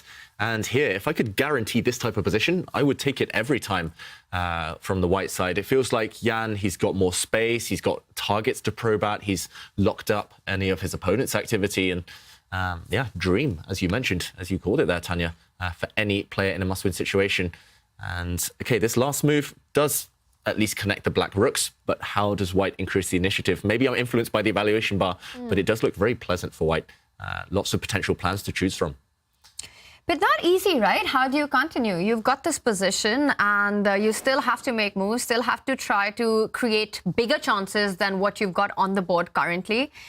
And David, it's not an easy question to answer. What comes to your mind intuitively? Because I think Maxime will be happy if you trade on d4 is my feeling, because then that solves a lot of structural problems for black. You take with the c-pawn, the other c-pawn advances forward, you play connect 4, and that's a happy position. So you can't really release the tension, and Jan does answer with an enterprising move on the queen side. Instead of trading just instantly, he puts more pressure on the d4 knight. So he's happy to trade the knights, but on his terms, keeping black structural weaknesses as they are. Yeah, really provocative move here from Jan. I'm slightly surprised, I must admit. There were other knight jumps that I might have been looking at, but he's definitely putting pressure on this square, as you say, Tanya. And on his terms, would be knight takes knight right now when the white knight, the white queen could recapture. I'm not sure which one's best.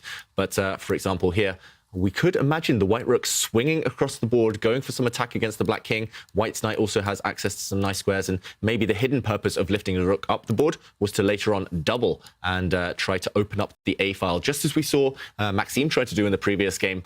Here, this would work in white's favor. And the reason I say it's provocative is because he's asking black to advance to kick back the white rook, whereupon he'll lose a tempo. He'll probably drop back to its start square, and he'll say, OK, this pawn has been loosened up, it's been eroded, and white's knight has a clear path towards it. Doubled pawns sometimes are fine, but here, maybe not great for black. Jan's taking a page out of Maxime's book. This is exactly what we saw in game 1, where Maxime Vachier-Lagrave was provoking Jan Nepomniachtchi to make these pawn moves with tempo to create weaknesses in his camp. And right now, if Maxime's the one who gets tempted with these pawn push, I think it does leave a big long-term weakness. And again, it doesn't mean that black is lost immediately, but it gives Jan something to play for. Yeah. Definitely something to play for, something to nibble at, something to confuse the opponent with, and that's all you can hope for. So this last move, despite the fact it looks a bit odd from white, despite the fact it might even lose time, it's asking big questions, and that's the main thing. And Maxime clearly not too comfortable looking away right now. Again, it's not his type of position, and you have to kind of take that into consideration. Usually Maxime, especially with the black pieces, his openings, the kind of core foundation that he played throughout his career at the Grunfeld and the Sicilian Najdorf, they're very direct. There's always a plan. There's always clear where your pieces want to go. You calculate and you play. Here, it's kind of making big judgment calls, slow strategic decisions. And he does eventually get tempted. He kicks back the white rook at the cost of loosening the black pawn structure. And I think the reason for that is that the other options are just don't make the cut. There's pressure on the d4 knight that you really don't want to trade off on white's terms, because it is your most active pieces, your most active piece currently in the position. So for Maxime, it was a difficult choice. He makes the more committal one and then slows down. So Jan falls back with the rook. Is it time to get your rook to the center of the board? Moves like rook d8 come to my mind right now. Also, there's an idea of maybe moving that bishop from e6 to d5. I'm trying to set up some tactics, David, but not 100% sure if they work, but maybe they do. Yeah, a nice move if you can make it work. As you say there, Tanya, the black bishop now in the center looks nice. And I guess the tactics you're alluding to here would rely on white getting greedy, taking a pawn. And now this bishop is in the way and white's bishop behind it is undefended. So bishop takes g2, jumping out the way with gain of time, also hinting at a big attack. And suddenly if king takes, we might see a turnaround. Suddenly the black pieces look like they've come to life. White is the one with weak pawns, a weak king. That would be a really nice move. A bit of a hidden tactic, requires some calculation, of course. The other option you mentioned would be a lazy player like me. It would be my choice. Rook to d8. And I guess the downside here is that white's threat is to jump in and win this pawn. And that's one argument in the column for bishop d5. And he does play it, of course, in top form, as we know throughout this tournament. Maxime Vachier-Lagrave in the zone. He plays probably the best move And at least now, if this white knight jumps in, he has options. He can either eliminate this knight, or he can jump back to the newly vacated e6 square, whereupon he controls the weakest point in the black camp. And the game goes on. Really nice. And I love what you've just pointed out, because the central move of the bishop, it not only puts the bishop on a really cool square, but you actually want to reroute that knight to an even better outpost on f4. So knight can fall back to e6, where it controls the c5 pawn, and then jump over towards the king side, creating threats. Maxime, despite having those pawn weaknesses, is creating play here. Yeah, I think it was all based on this last move. It was a critical moment, and he spent a little bit of time just double check those variations, especially the one we showed with the bishop jumping out the way, some loose pieces for both sides. And yeah, he made the right decision, found the best move. And I'm not sure this was on Jan's radar, and therefore he has to spend some time adapting, adjusting, and what to do next with white. Again, you don't want to take that black knight in the center yet.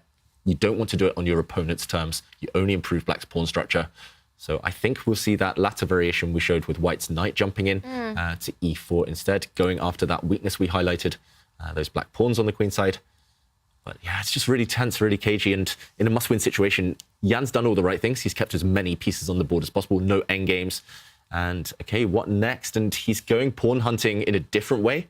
I must admit, this wasn't on my radar. I was looking at the center of the board and not the flanks. But still, same plan. But what do you think here, Tanya? As effective?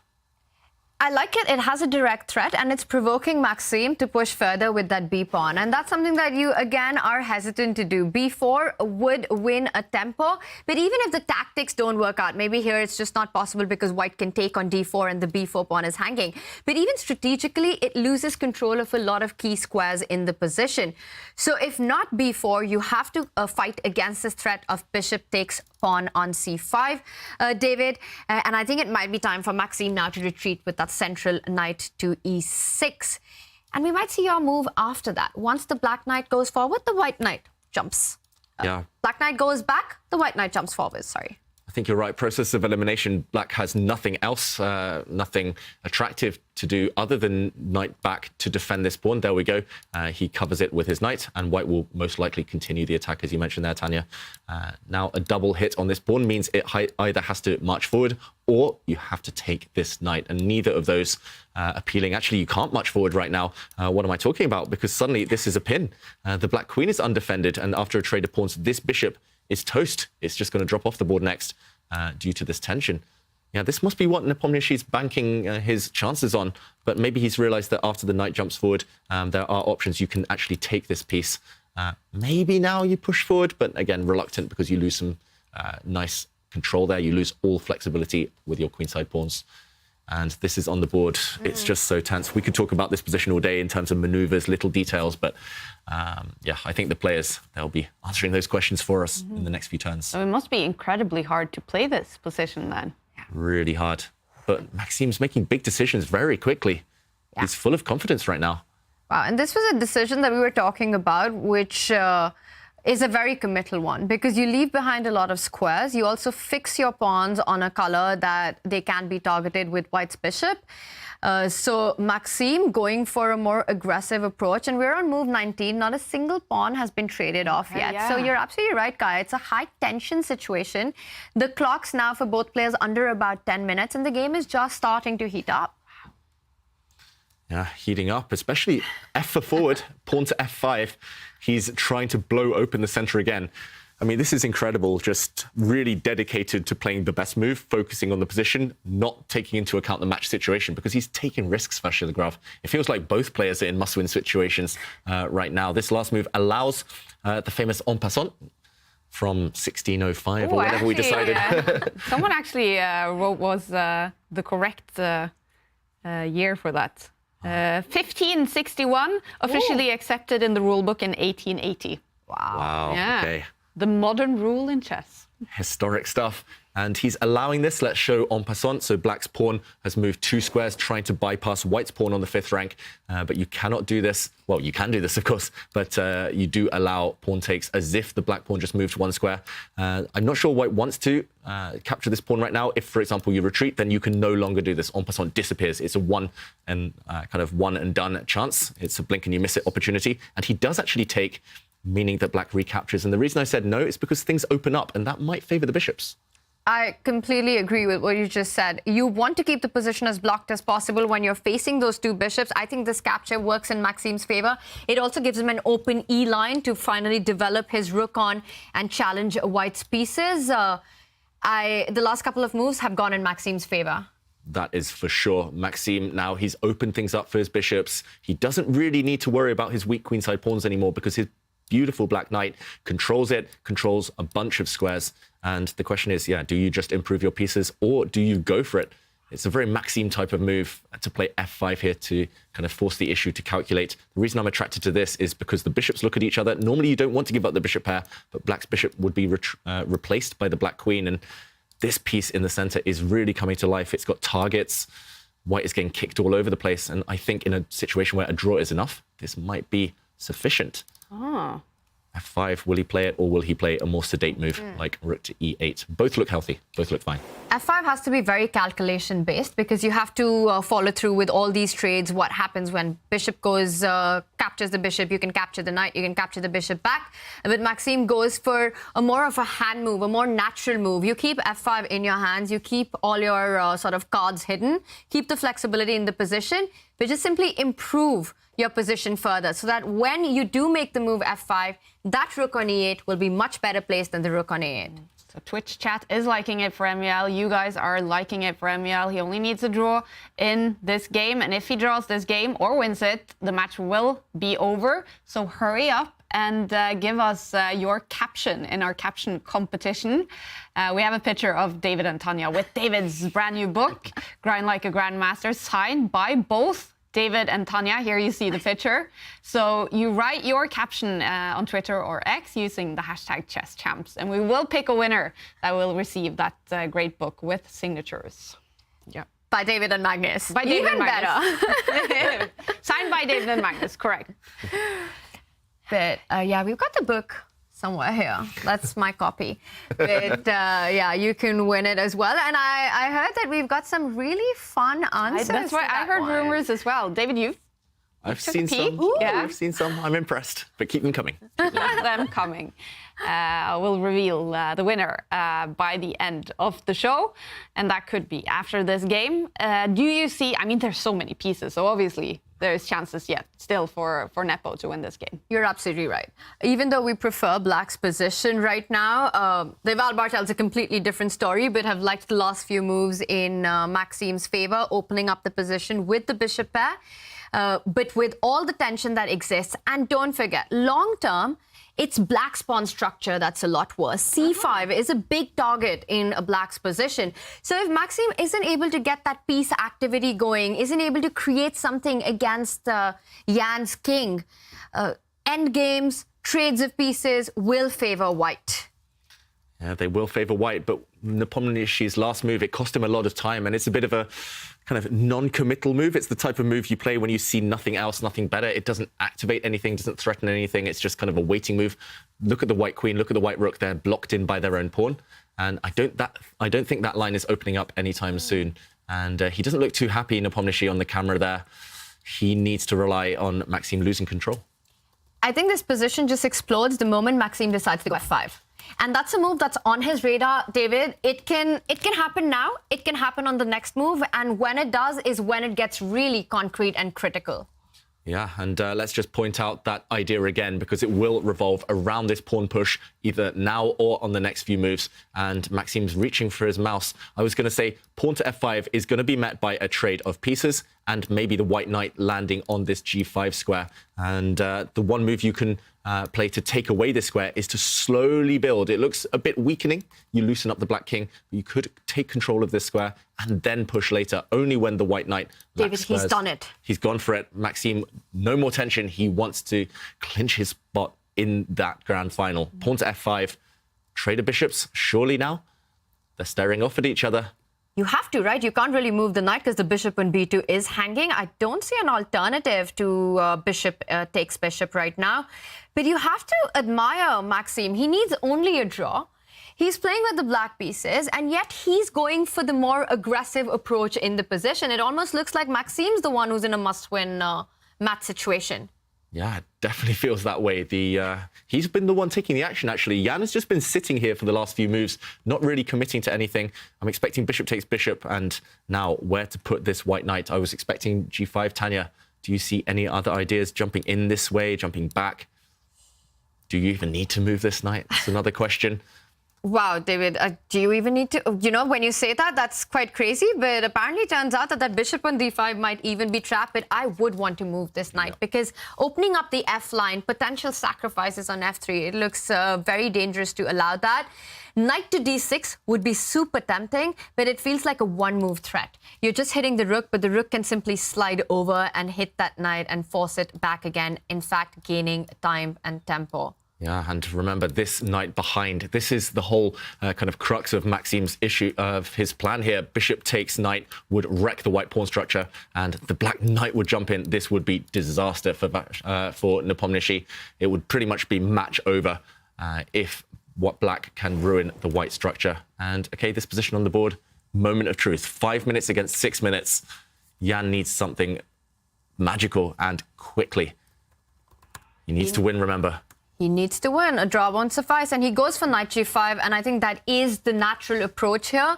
You want to keep that knight on f3 defended. Do not destroy the pawns in front of your king. Jan does it. We see some trades happen. That bishop on d5 is becoming a big bishop now.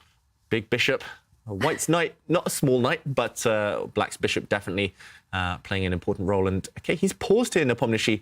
We would expect the white knight to take back. There we go. He does eventually play it. But this knight doesn't have too many retreat squares, too many escape squares. So Maxim will give it a little nudge, a little kick, and the knight will be forced back where it came from. And that position, David, needing only a draw. You go 8-6. It's such a natural move to play to kick this knight out. The only square the knight where it came from. It gives black the opportunity to actually trade off the bishop for the knight, ruining white's kingside pawns in the bargain there. This looks like a position which is risk-free for black. It should be. You can just park your king on a safe square, bring the black queen to the center. It's hard to imagine black losing this. But he's pausing here, Vachier-Lagrave. What else could he be looking for? Maybe he's just going to leave the white knight where it is right now. I guess you could bring the queen into the center immediately. But it's just so natural. How can anyone resist kicking this knight away out of the black camp, out of the black half of the board? Vachier-Lagrave slowing down. He knows he's so close. He's on the brink of that grand final against Magnus Carlsen tomorrow. The only thing as black that you'd want to allow is give white time to coordinate the knight and queen for an attack. For example, and I really like this move, but I was just going to point out a trade on the E-line, another trade on the E-line. The queen, white queen taking control of the E-line could have been dangerous, but Maxim is going to have none of it. He kicks out that knight, and now this is a big decision moment. This is a critical moment. David, I think if Maxim goes with bishop takes knight, that means that he is trying to shut down the position. Any other move, he's ambitious for more. Yeah, and I guess this knight isn't running away anytime soon. You can maybe take it a bit later. So you can delay the decision. But Maxim, he's very direct. He's in this really tense position where a draw is enough. I think I would snap off the knight. How about you, Tanya? 100% just snap off the knight instantly, especially if you need only a draw in this position. But there's a reason that Maxim is, a world-class player, one of the best in the world. He might come up with something completely different, but bishop takes knight is just so tempting right now. Yeah, and Jan's gone from one of those posers, arm behind the head. He's not looking too happy right now. He's restless. He wants Maxim to move. He wants to break this tension, but he's not feeling optimistic. Maxim is actually the chess player with the most normal sitting positions in chess, I think. Well, okay, so now he's doing something as well. Heavy is the head. He needs to just rest it, He needs some support here. And he's burning a lot of time, though. 1.5 minutes on this move. The clock might be the one factor that can come back to haunt him later.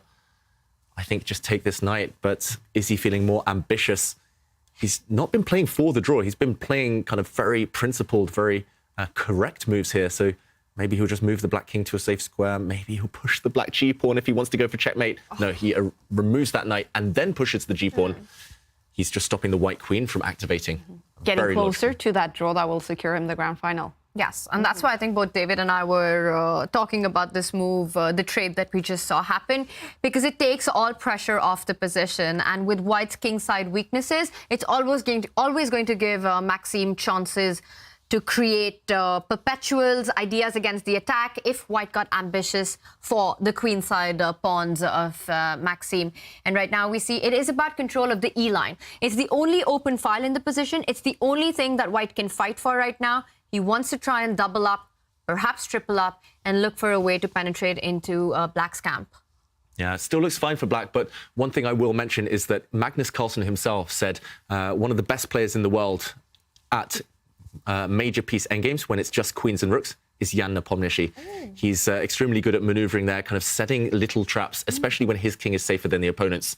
And if you compare the kings, Tanya, you mentioned that white's also vulnerable, but black's maybe slightly more open, slightly more airy. And if the white queen ever finds herself in black's camp, in black's half of the board, there are targets. And this, for Jan, at least he knows now minimal risk of losing. Maxime is playing for a draw. Maybe bishop takes knight was just a psychological signal that he's taking slightly kind of passive decisions for the first time in this game. And Jan, at least a slightly more positive pose.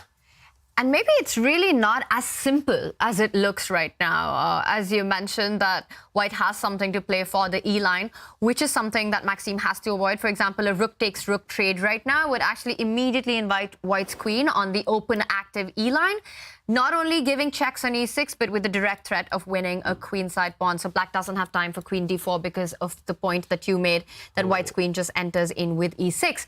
So that did not happen, but something extremely drastic happened. Whoa, and Maxime, is this the nerves? He's really trying to rush things now. He's trying to open up lines towards the white king, but will this backfire? Maybe the black king is actually the one that should be sweating right now, and I'm expecting a trade just to capture this pawn. And the whole reason Jan put his rook on this square is because he's ready to slide across. And look at the targets. If you take now, suddenly the black king starts to get nervous. And okay, he goes for something very, very similar here. Instead of taking, though, he just shuffles his king to the corner. The other white rook will be the one targeting black's heavy pieces, black's royal pieces here. Oh, I don't know, Tanya. Suddenly there's no safety at all. Suddenly this is really springing to life. And look at the clocks. With under 2 minutes, white is the one attacking. Especially after the last move that Maxime just made. I mean, G4, opening up your own king, inviting white on the open G line. And notice how it's white's rooks that are first to the party on the G line. And I was thinking that last move by Jan Nepomniachtchi, is Jan not on his check? Yeah, he's just left for a moment here. Wow, that's a lot of confidence with 4 minutes on the clock and having to win this position with just the major pieces on the board. Maxime doesn't care. He's going ahead with Gary the G-pawn, Harry the H-pawn. Wow. But this could really backfire. It could come down to that king's safety. We see the eval bar give a huge, huge advantage to white. It's not that clear to me. Why is that the case, David? It's not clear to me either. It looks like Maxime's playing logical moves, very risky moves, we should mention, but logical moves. And wow, just below the board, we do see the computer suggestions. And white's best move was queen to E2, very subtle, trying to force the issue on the E line. This makes a lot of sense, though. He's trying to conquer the open file. And after a trade of rooks, white's queen will join the party. And okay, look at now, black only has one move to minimize the damage. Anything else is pretty much winning for white. And this is not an obvious move. It's just ignoring the tension between all the rooks and pinning white's rook in the center. We have to show this. And oh, wow, he finds it. Maxime Vachier-Lagrave in top form. He found the move queen to G5. Anything else, and white would have been winning. And he is now, rather than white winning, black is pinning. And it's all because of this white queen, being undefended. It's all about control of the E-line. And David, you should show why queen G5 had to be played. Black's queen couldn't defend that rook on E8. If you try to just double down on your own E-line, the point is that white just trades everything on E8, and then it becomes about those king safety, that ambitious play on the king side. It's white's queen that jumps over to target black's king and wins pawns with some deadly checks there.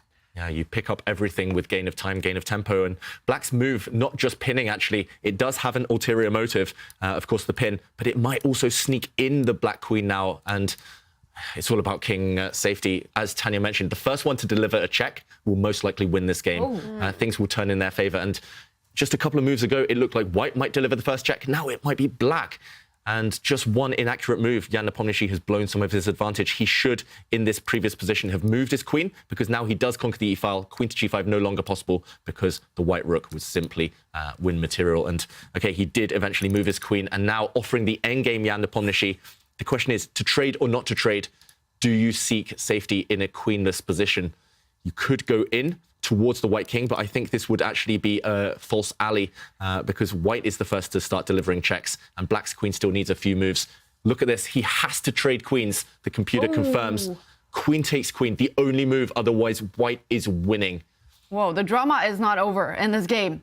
It's not over at all. And this is not appealing, actually, this endgame, because it looks like the white rook is just going to feast on all of these weak black pawns. So this is a judgment call. Wow. Vachier-Lagrave. And he makes the blunder. Oh, the bar jumps up for Jan Nepomniachtchi. Oh. And Jan frowns. Suddenly a new lease of life for him. The white queen might come in. She's got some really tempting moves into the black camp. And, yeah, okay, she gives a check. Look at the bar grow. Maybe there's a forced checkmate in the coming moves. White's queen is going to come out the way. White's rook is going to join the party. And Maxime blowing it under 1 minute. No time to defend. White can give another check. Diagonal checks are always really effective in these types of positions. Unbelievable. And for Maxime Vachier-Lagrave, he has only one check on h3. That white king lands on g1 and there's no way to get through. So white actually has one more move to try to get his rook into the attack. But David, like you say, it might just be as simple as giving checks. You can go queen to h6, bring that rook to the 6th rank, and just simply based on the fact that black only has a single check on h3.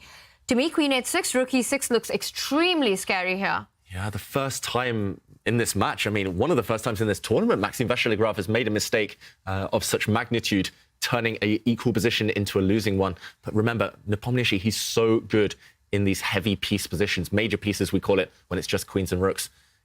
I think he's going to win this. I've seen him win countless of these positions. I've even fallen victim to him myself, Jan Nepomniachtchi, when it's just queens and rooks on the board. As you say, just slide to the right with the white queen, step one square to the right, check, and everything comes with gain of time. White's rook will join decisively. Looks super calm. Jan Nepomniachtchi maybe about to secure that Armageddon and still a chance to go through to the grand final. Maxime Vachier-Lagrave as well, super calm. Do you think he's noticed that he did blunder there? I think he has a feeling. He's calculating right now, just trying to hold things together, keep things together. But every chess player has instincts, right? And as soon as your king starts getting checked around like this, whoa, I'm surprised. Oh, whoa. And another blunder. It keeps going, that bar. Now the black king can use a safer square. I thought first slide to the right, force the black rook to block, and then go this way. Now black has a good defensive formation. Now the white rook cannot join with gain of time. Okay, going for your idea, Tanya. Going for checkmate, but maybe it's an illusion here. Maybe there's no checkmate to be found. And I think that's the point. If there's no checkmate to be found, that gives black the opportunity to actually pick up a very important f2 pawn. It's all about, is Jan Nepomniachtchi threatening a check and mate? If not, Maxime can take the pawn on f2. Only move here to avoid defeat. He's got 10 seconds. He cannot get tempted to take a pawn with check. Don't take the h3 pawn. He finds the right pawn to capture. Wow, how impressive is that? That is extremely impressive. Jan Nepomniachtchi frowning. He thinks there's a checkmate against the black king, but there isn't. The black king is living a charmed life. It's surviving. But how is this not a checkmate, David? That's the big question. It looks like the rook and queen are so powerful. Where is the king hiding? It's just going to hide around its rook if white checks with the queen. This direction, the black king will run and use the black rook as shelter. And it's continuing to run. It looks like checkmate visually, but he has to go for this Vachier-Lagrave. He has to keep running with his king. What is the move now? There we go. He continues running. He might even zigzag into white's half of the board. Wow. Keep running into the center here. Nepomniachtchi assumed this was winning. It looks winning for white, but the computer gives the cold, harsh truth. This is a draw. White has nothing better than delivering perpetual check, and that would eliminate him. Wow, but this, I mean, with 16 seconds on the clock for MVL, is it hard to protect that, to find squares for that king? It's super hard, but he's made all the hard decisions already of taking that pawn on f2 and just going king of the hill. And I think it will continue.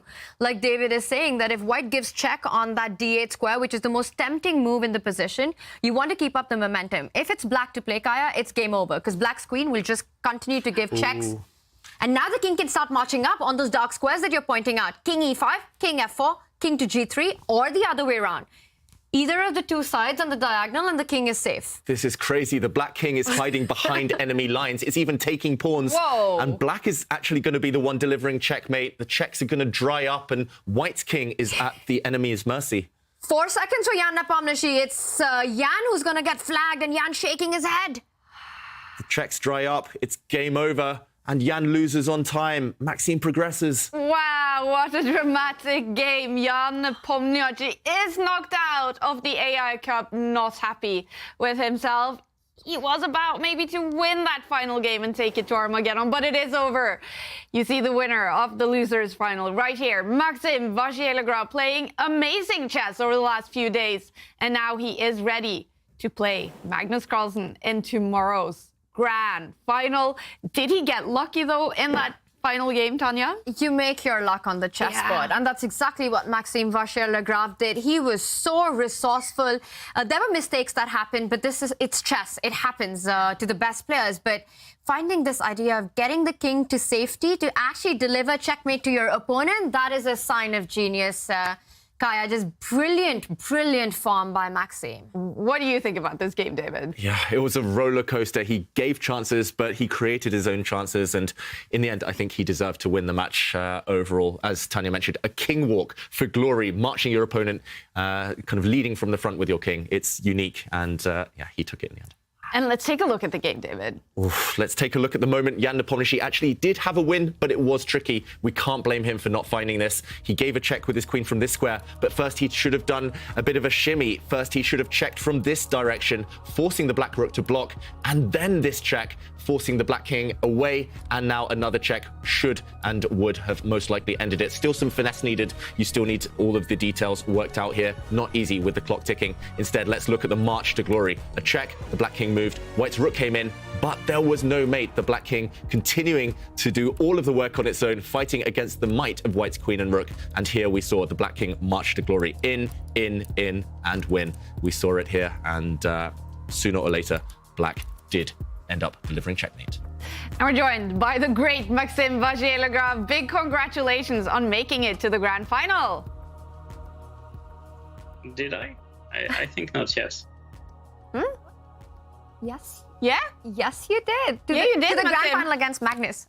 The grand final against Magnus. Oh, yeah. Oh, you thought I meant Toronto. No, you are definitely in the grand final. Toronto, yeah, still not 100% correct. So congratulations on making it to tomorrow's grand final, Maxime. Yeah. Yeah, thank you. What a Yeah, crazy few days for you now with the match against Magnus yesterday and the games today. How do you feel right now? Oh, I feel good because it's been a very long time since I played at that level. So obviously, I mean, this is a very good feeling, especially like with the idea of the Grand Swiss with the last two candidate spots not far away. It gives me motivation to work even more. And, you know, when you play well, it's easier to enjoy chess and to just, you know, push forward. So that's definitely a good thing. I mean, yesterday this match against Magnus was a huge fight from beginning till the end. I mean, of course, when you lose, you're still a little bit disappointed with yourself. That's normal. And it was my case, but of course, at the same time, the level of play we both showed yesterday was really good. And today I feel like, especially the first game, I think I played really quite well. I found these tricky ideas to get some push, some pull on the king side. I think Jan probably should have taken on g3, not play h3, because long term this pawn on h3 was a bit weak. And I got all this play on the king side because of that. And second game was a bit more tense for me because these positions, I'm never quite sure what they're about. I felt like I had solved most of my problems, but then I think I still took on f3. Like, I think I should have waited and played g5 just to be able to have f4 against rook e3. Someone wasn't sure about rook exchange and rook e1, and then if I take maybe knight takes e1, that's what I wanted to avoid, but that's not nearly as dangerous as the game was, and I probably was lost at some point. But actually, I don't know if my king is surviving in the game, but I just felt like I had no choice. We love hearing how happy you are with the performance you're showing, Maxim. Do you have an explanation in why you are playing as fantastic as you are these days now? I mean, of course, playing well brings confidence, so that's for sure. So, you know, it's a virtuous spiral, I would say. And of course, I've worked really hard the past few years. It hasn't shown in the results for some time, you know, maybe also the time needed to be able to venture from one opening to another and, you know, just survive it. But yeah, when everything sets in motion, then I guess it's easier, and I'm playing back at a standard I can enjoy compared to the last few years, which were quite difficult from that point of view. Yeah, and what does it mean to you to now also show the world that you are still one of the very best players in the world, all the way up there? I mean, of course, it's good, but I do it mostly for myself. Like, I like to show myself that I can play well. But you know, of course, it's enjoyable, and for my friends and so on, it's also enjoyable for them to see me play well, for sure. And with lack of results, have you struggled with motivation, would you say, over the last few years?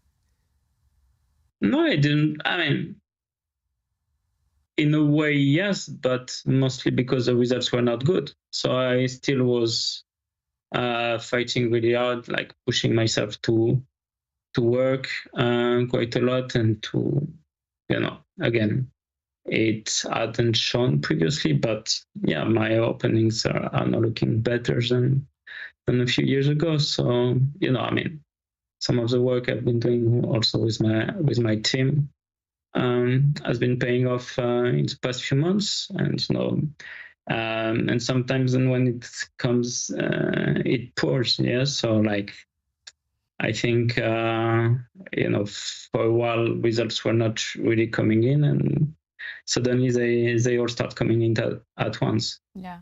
You mentioned your friends there, and I've actually been seeing in our chat today and yesterday, there is so much love for you, Maxim. So many people writing in, "Go, Maxim. We love you, MVL. Fantastic play." What does that support mean to you? It's great. It's a great feeling. Of course, chess has become quite popular in France. I wouldn't say as popular as in Norway right now, but still we're getting there. And you know, it's been a few years like this, you know, and yeah, I'm glad, you know, to help keep this trend pushing. So, you know, all the support is very much appreciated. Yeah. And well, if you beat Magnus in the grand final tomorrow, maybe it will be just as popular in France. What do you see for that big match against Magnus after everything that happened in your encounter yesterday? I'm just hoping he won't play as well tomorrow as he did yesterday.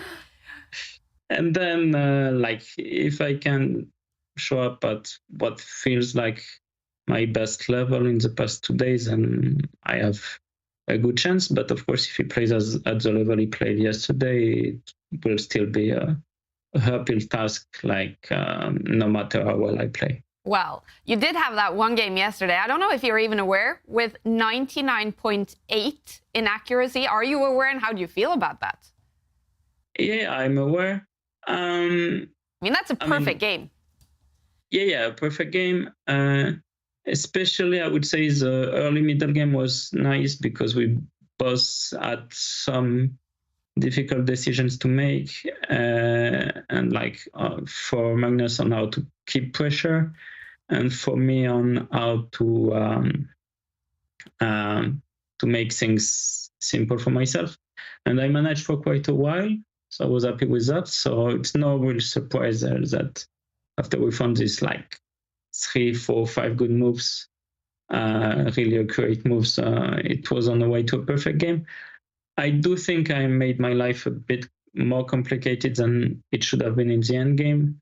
But at the same time, everything was coming down to the same in that position. Like even what I did, it made it it forced me to find a few more accurate moves, whereas I think I could have made it easier. But draw is draw, so it didn't really matter, at least for the accuracy score. But in general, the match was of very high quality yesterday, not only that game. And I just want to ask Maxime, the Tour finals in Toronto in December, how much has that been on your mind throughout the tournament, or is it something you've tried to push to the back of your mind? Oh, honestly, no, I did play quite well in one of the events previously in second division, where I made the finals, but I didn't even think that. I knew that if I win this event, then I qualify automatically. And I think I do have to win this event now. But honestly, I didn't even really think about it. I've been quite absent from this tour, like compared to regulars. But yeah, I'm happy to show form. And of course, it would be great if I qualify to Toronto. First of all, because, maybe I'll need to visit the city a second time, at least I hope so. And also Canada, I've actually never been to Canada, so it would add to my country list quite nicely. Yeah, very cool. All right, so Maxime, tomorrow is going to be a big day fighting. If you win the grand final, you get that ticket to Toronto. And also, as we understand, that would be a very, very nice tournament win for you, a result that you have been longing for. So next 20 hours now, what will they look like for you? What will you do to get ready for that big, big match? I'll definitely get some rest. And, probably, I don't know if tomorrow morning I'll be brave enough to go for some run. I wanted to, but it will depend on how I feel tomorrow morning when I wake up. And then, normal day, like I've been doing a little bit of chess, not too much because these days are quite intense, actually. But of course, a little bit of preparation is overdue, especially against Magnus, but against everyone. And then, just take some good walk, get myself some good food, and then life is good. Fantastic. MVL, we wish you best of luck in that big final tomorrow, and congratulations with the way you're playing and your results. Thank you. Thank you for joining us. He is ready for the grand final.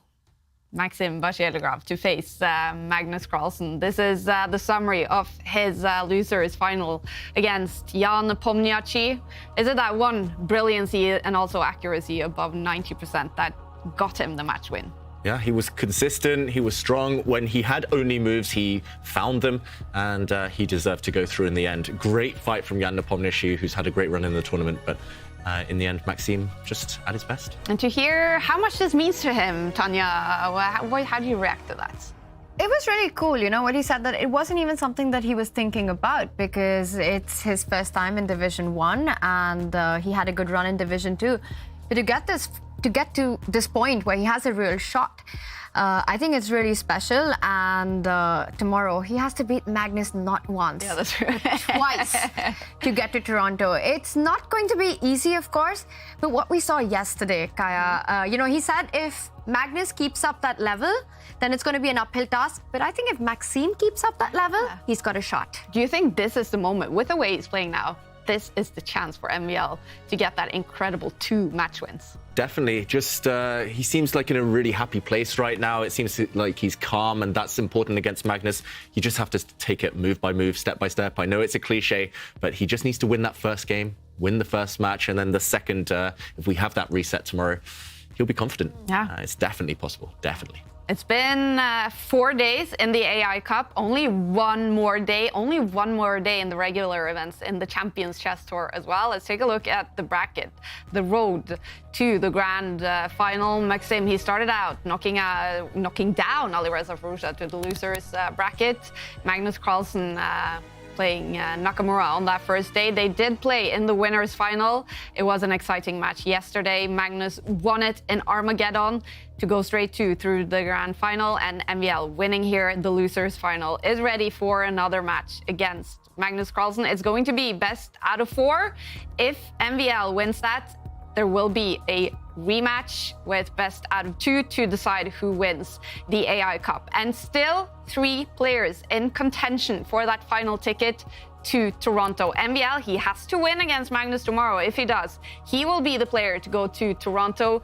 If he loses and Fedoseev wins Division 2, he is playing the grand final in Division 2, Fedoseev goes to Toronto. If none of those 2 happens, it's MVL going through. I mean, crazy. Still 3 players in contention. Yeah, it will be Nepomniachtchi going through if both MVL and Fedoseev lose tomorrow. It's a race to the finish. It's coming down to the last few moves of the whole season, keeping us on our toes. Yeah, it's absolutely crazy that on the last day, the very last match, all 3 players have a shot to get to Toronto. Maxime Vachier-Lagrave, Jan Nepomniachtchi, and Vladimir Fedoseev. Yeah. It's going to be a grind. It's been a long grind for all the players. Still 1 spot left to go to Toronto. And talking about grinding, one of you will now be announced as the winner of our competition today, where you can win the book, Grind Like a Grandmaster. It's brand new. David's been working on a Chessable course, and now it's also a book. And look at that, it's signed not only by David Howell, but also by Magnus Carlsen. The competition was caption this very cool picture. And do we have a winner? Okay, we have a winner. David, who is the winner? So our winner is Olivier Boulian, and he's come up with a rap that Tanya has promised to sing. I'll sing if you grind like a grandmaster to it, David. Deal, and it's to the tune of Eminem, I believe. Let's do it. So this looks like a job for me, so everybody just follow me, because we need a little chess strategy, because it feels so empty without me. Congratulations. Fantastic. I hope we recorded that. Very good job, you guys. And, well, congratulations to the winner of the Grind Like a Grandmaster book. Tomorrow is the final day of the AI Cup. It's Magnus Carlsen against Maxime Vachier-Lagrave. They brought popcorn chess yesterday. More of that tomorrow. We hope you will be back. Thank you for watching, everyone. Have a good night sleep, or a good day wherever you are in the world. We'll see you tomorrow. Bye for now. Ooh, Jan doing Jan things or not? Wow, that's an aggressive move. Bon, meanwhile, what's happening? Not do anything. Oh, I think he's just losing. Jan is bobbing his head here. Anish knows it. He is knocked out of the AI Cup. Whoa. Wow. It's over for Jan Nepomniachtchi. MVL takes the lead. Jan Nepomniachtchi is knocked out of the AI Cup, not happy with himself.